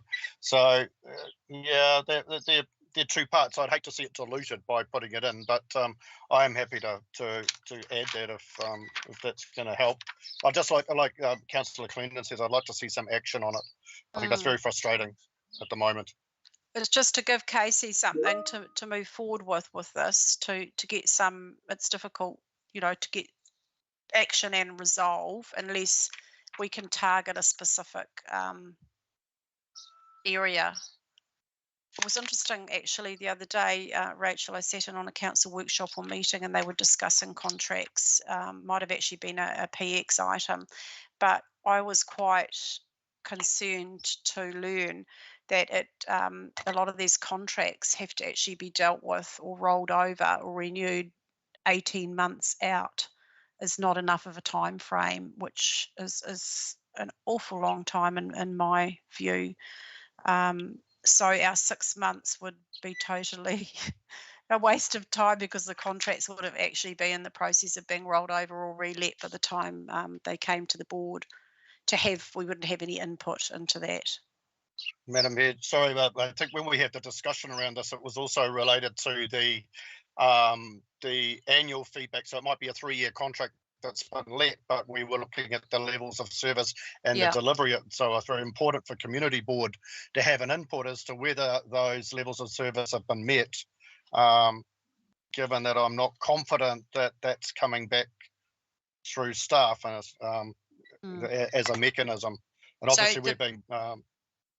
You're referring to the performance related sections of the contract. Well, there was two things. One was the whatever was built into the contracts that would be enabling the monitoring of the performance of that, so whether that's 6 monthly, yearly, and the other was ahead of a new contract being undertaken.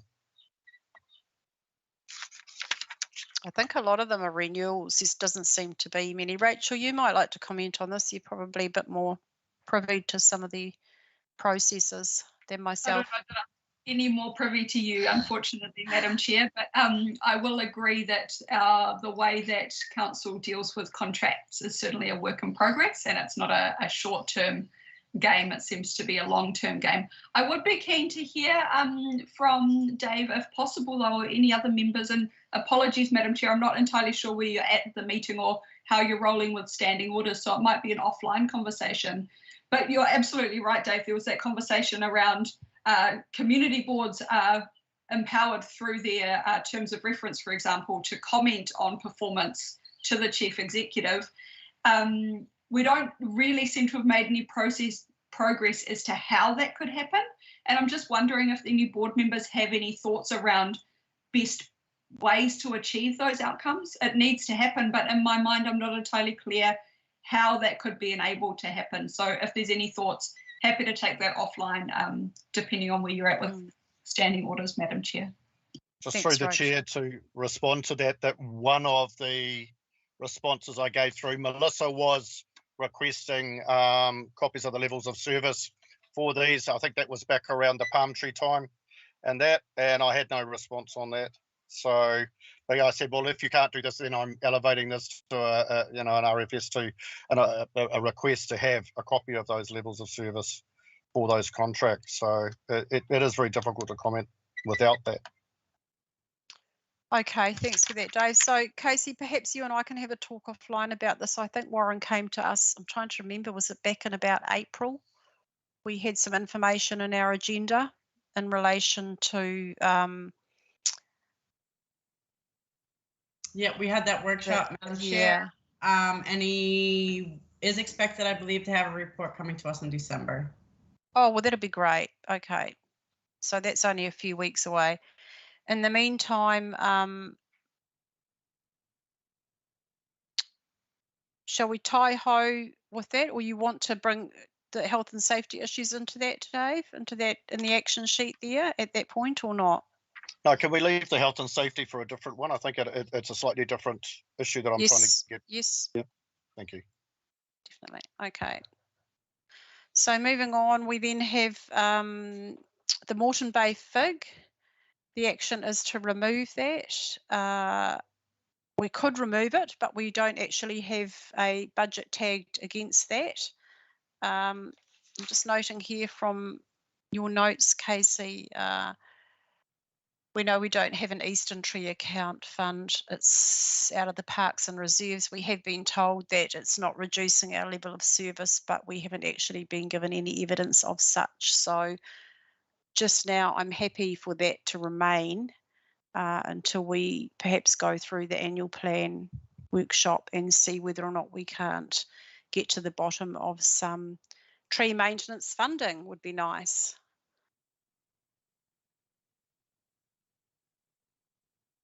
Any other issues on that page? We'll go to page 149. It's been resolved.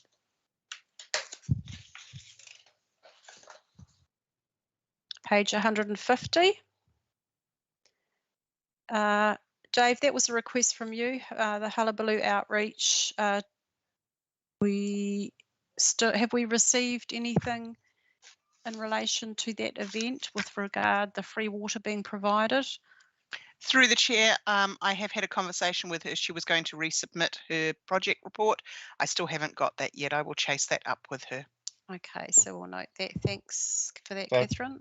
Just through the chair, that was the response last month, and it's a little, or before, so it's a little bit frustrating that we're not getting any progress on that. Understood. Thanks, Catherine. Thanks, Dave. Got that. Page 151.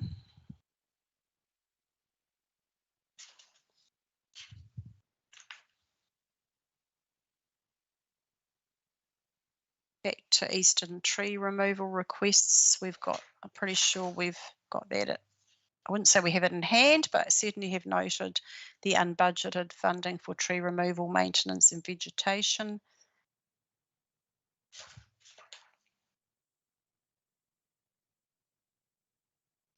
The Whangaroa.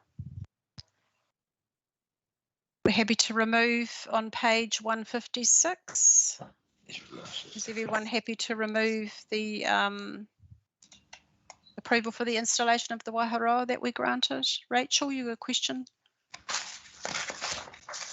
Apologies, Madam Chair. I was just struggling to keep up with where you are up to because I think my page numbers were different, but I'm okay. 2021-88, hey? Is that where you're at? Yes. Yeah. So I think we could remove that item, Casey.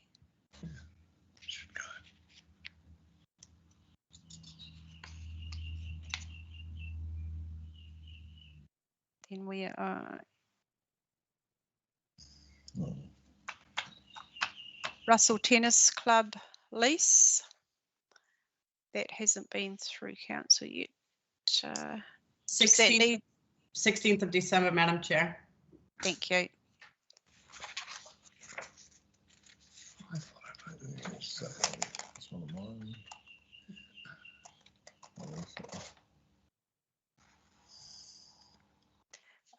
Did we return the $8,000, Catherine? Have you got that in hand for the Russell Baptist Church?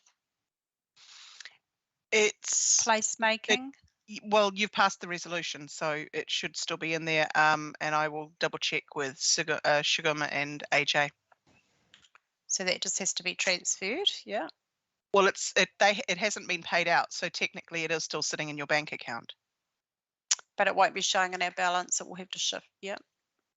Okay. Thank you. Excuse me. Sorry, I can't put my hand up. Sorry, my computer froze. That's all right.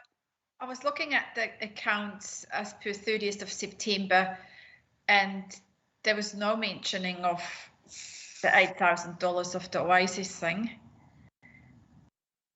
No, it's not showing yet. No, it should have still be there because it's never been uplifted. Oh, sorry. It's been on all our other accounts up till now, apart from this one now. Sorry, I should have said something when we looked at the accounts, but yeah, it's not on there. Were you looking at page 45 with the? Yeah, actually, no, the summary. And unless I had a woman's look and couldn't see it. No, we're back on page 39. So you're looking at item 8.2, yeah? Yeah.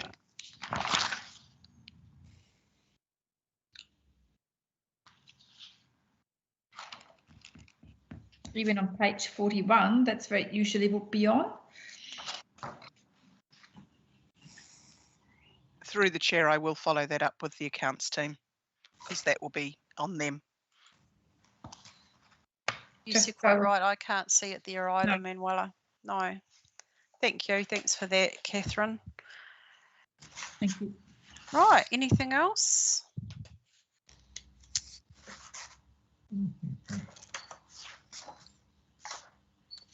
So we're up to any additions for the action sheet. I'll start with the first one that I had from you, David. It was in relation to following up with the redwood tree assessment, which was due in October. Have we had an update on that? Apart from what Councillor Clendon's been talking about? No.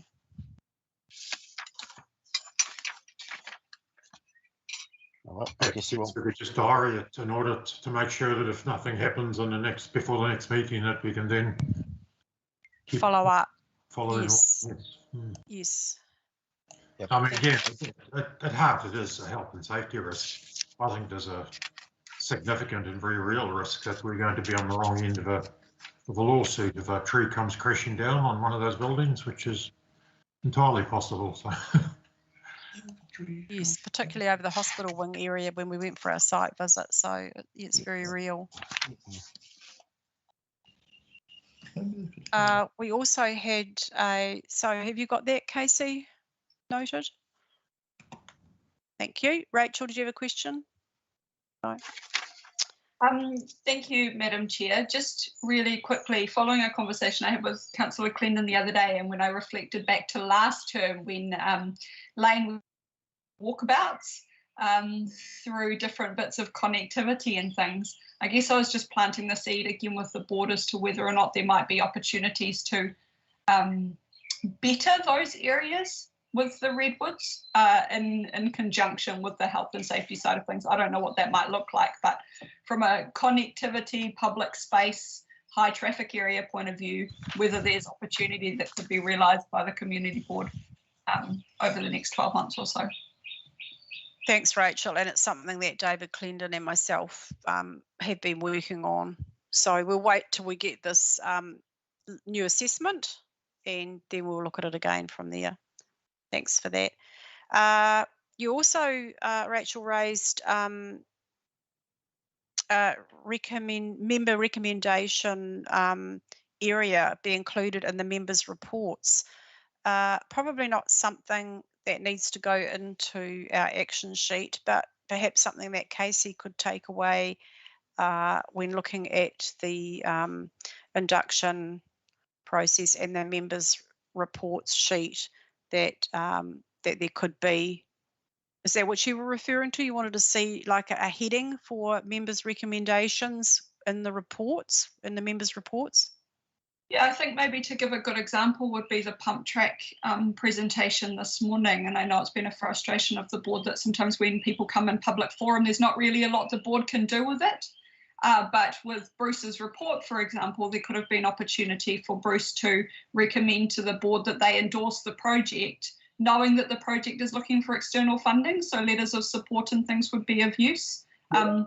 I mean, I know that there's a limitation to what recommendations and what resolutions you can pass without accompanying reports, but it could be a good mechanism for members to have more ability to influence agenda items and things, perhaps. That was just my thought process.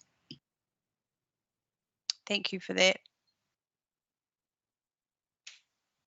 Okay, so you just noted that, Casey, really for your...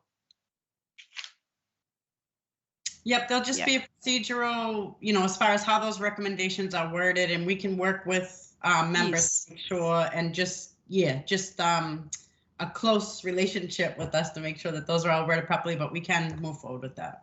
Sure, thank you for that. And lastly, I noted the health and safety issue, Dave, that you wanted to capture in our action sheet. Yeah, thanks, Madam Chair. So just to probably expand on the concerns on that would be related to the time taken to be able to respond. So obviously a matter of health and safety requires a fairly urgent action. So, you know, when I go back to the original incidents that precipitated this with the palm tree fronds on Fairway Drive and that having, you know, put in an RFS that they needed action urgently because they had been falling onto the pavement and what have you, there was no action. So it's similar to the one that you put in your report over the slippery toilet floors and things that, you know, health and safety issues. We want some mechanism to monitor the time frame taken to respond as well as an indicator of the performance, I guess, for the councillors. Maybe that's something you want to look at the CE's performance indicators of bringing in a response around health and safety issues. And if we can, we're able to monitor that with respect to the time from an RFS being put in to a response and resolution of those. Rachel, thank you for that. Thanks, Dave. That's a really good point, and it's something that I'd been discussing with Sean through the communication guidelines and protocols in terms of setting a really clear response time frame for elected member requests for service. So I will follow that up, actually. Thank you for that. Could I ask just whether you thought that it might be beneficial, Councillor Smith, to mark RFSs as health and safety so that it's actually flagged so that's not misinterpreted, because it seemed to be that Sean was thinking that, oh, well, you know, they're not maintaining the palm trees or something, you know, although it was quite clear in the emails that I sent that, that a number of organisations, the gym, MSC, Work and Income upstairs, had been also communicating with council their concerns about those issues. But I mean, if there's a way we can do that, then at least, you know, that might elevate the degree of response. Mm. Yes, like a pothole, if it, depending on where it is, it can be a major health and safety issue as a trip hazard. Same thing. Thank you for that. Well, and Dave here, I wonder if that's an interesting point, that maybe there needs to be a particular category of RFS that whoever's lodging it could identify as a health and safety issue, which would bump it to the top of the list. If the judgment is, well, no, it isn't, well, okay, then it's on whoever makes that judgment. But I do, given that I think Sean often recites the number that gets something like 8,000 of these a year, well, the best, well, sometimes maybe they are missed or misinterpreted. So perhaps there need to be a particular category. If the person lodging believes genuinely it's a health and safety issue, they should be able to flag it as such and have that acknowledged fairly promptly. But maybe that's something we could talk about with Sean and others, Rachel. Yeah, it's definitely something we had talked about in terms of so Melissa, for example, at the CE office, having the enablement to prioritise those and categorise those, because, for example, a water shortage, a water outage should probably be treated slightly differently to, say, a berm that needs mowing or something like that. So just what that level of prioritisation looks like. I'm happy to pick that up with you, Councillor Clendon. That would be great. I think we have many examples, don't we, Dave? I mean, that dirty water fountain springs to mind straight away in Kawakawa, things like that, you know. So we ourselves could assist in categorising on what we push through or recommend that the public lodge, which, yeah, that could save a lot of time and energy and get quick action too. I have a hand up there, Lane or Bruce. It's Lane, Madam Chairman, thank you. I'm just a bit concerned that we are starting to fall into the inspection category.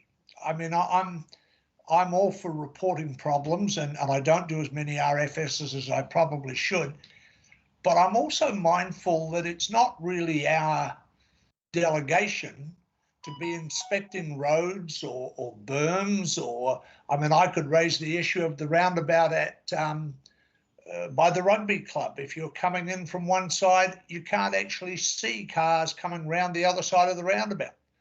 But I don't feel it's necessarily my job to tell the council that you need to cut the bushes lower.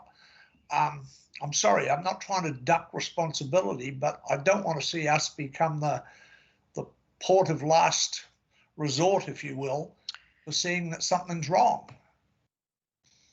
Thanks, Lane. And yeah, I hear what you're saying. I think perhaps in this instance, we were referring more to having a separate category and also levels of service as two separate issues. You know, the pothole could be a level of service. It could be something that could be written into the contract that after a weather event it has to be inspected, but someone lodging that RFS would lodge it as an urgent safety risk, perhaps. So, yeah, I think we're probably just getting a little bit confused because we're having cross conversation here. So we might just get back on track, Dave. Yeah, sorry, just in response to Lane's one. Yes, Lane, I think that comes back to the earlier item on levels of service, and once we have details of the contracts that are provided, you'd be able to provide input if you were concerned about the height of the trees, which, yeah, I agree about. Any more discussion around these? You'll look on the screen, you'll see Casey's got, we've moved our recommendation and we have these additions for the action sheet.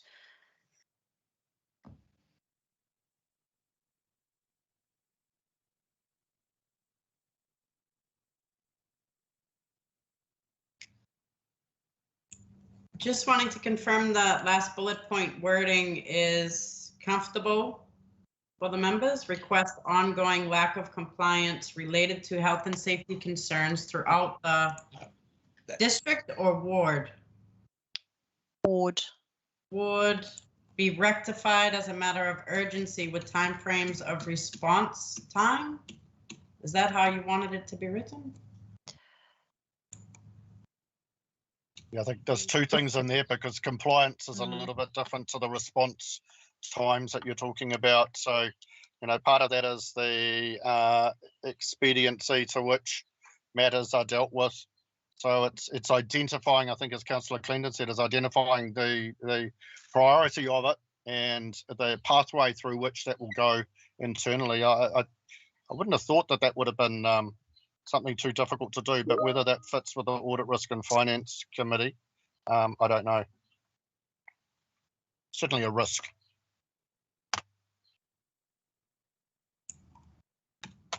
So could we add maybe expediency and compliance related to health and compliance?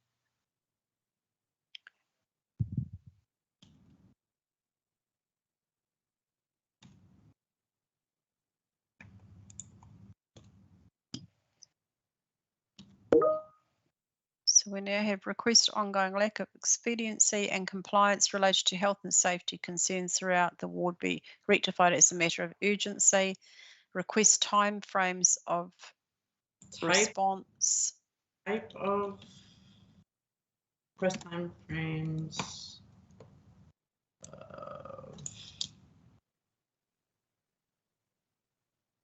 Timeframes of response be closely monitored in the RFS system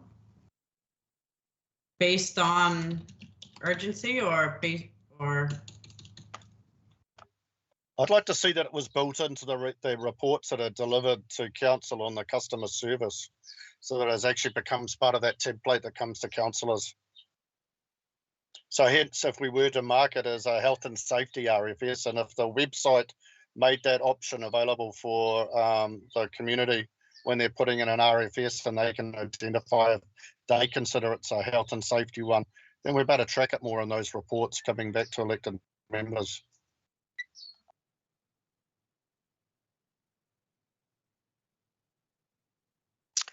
So we've got request timeframes of response be closely monitored in the RFS system captured as part of customer service reporting.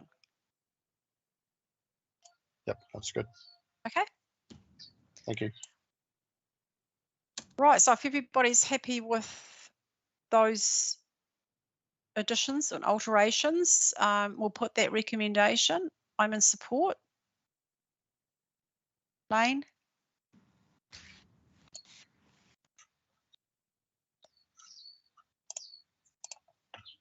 Sorry, mute. Lane, yes. Yes. Yes. Yes. Yes. And Rachel abstain. Thank you. Can we finish now? We have to have a prayer. I don't know what prayer is. So with that, we've come to the end of our meeting, and if there's no other additional business, I will. Dave, you hands up. Sorry, Madam Chair. Yes. Oh, no. Okay. Well, you can leave it up if you like and do our closing karakia if you so choose. Thank you very much. Thank you, everybody, for the day. Okay, I haven't got one, but I can have one.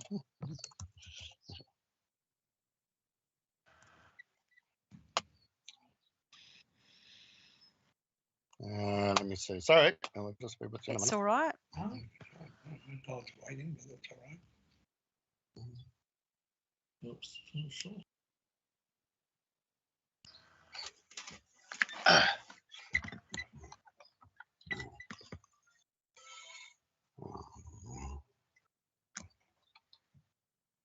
Okay, thank you. Kia whakairia te tapu, kia wātia ai te ara, kia turuki whakataha ai, kia turuki whakataha ai, haumie, huie, taiekie. And in English, restrictions are moved aside, so the pathway is clear to return to everyday activities. Kia ora. Kia ora. Thank you, Dave.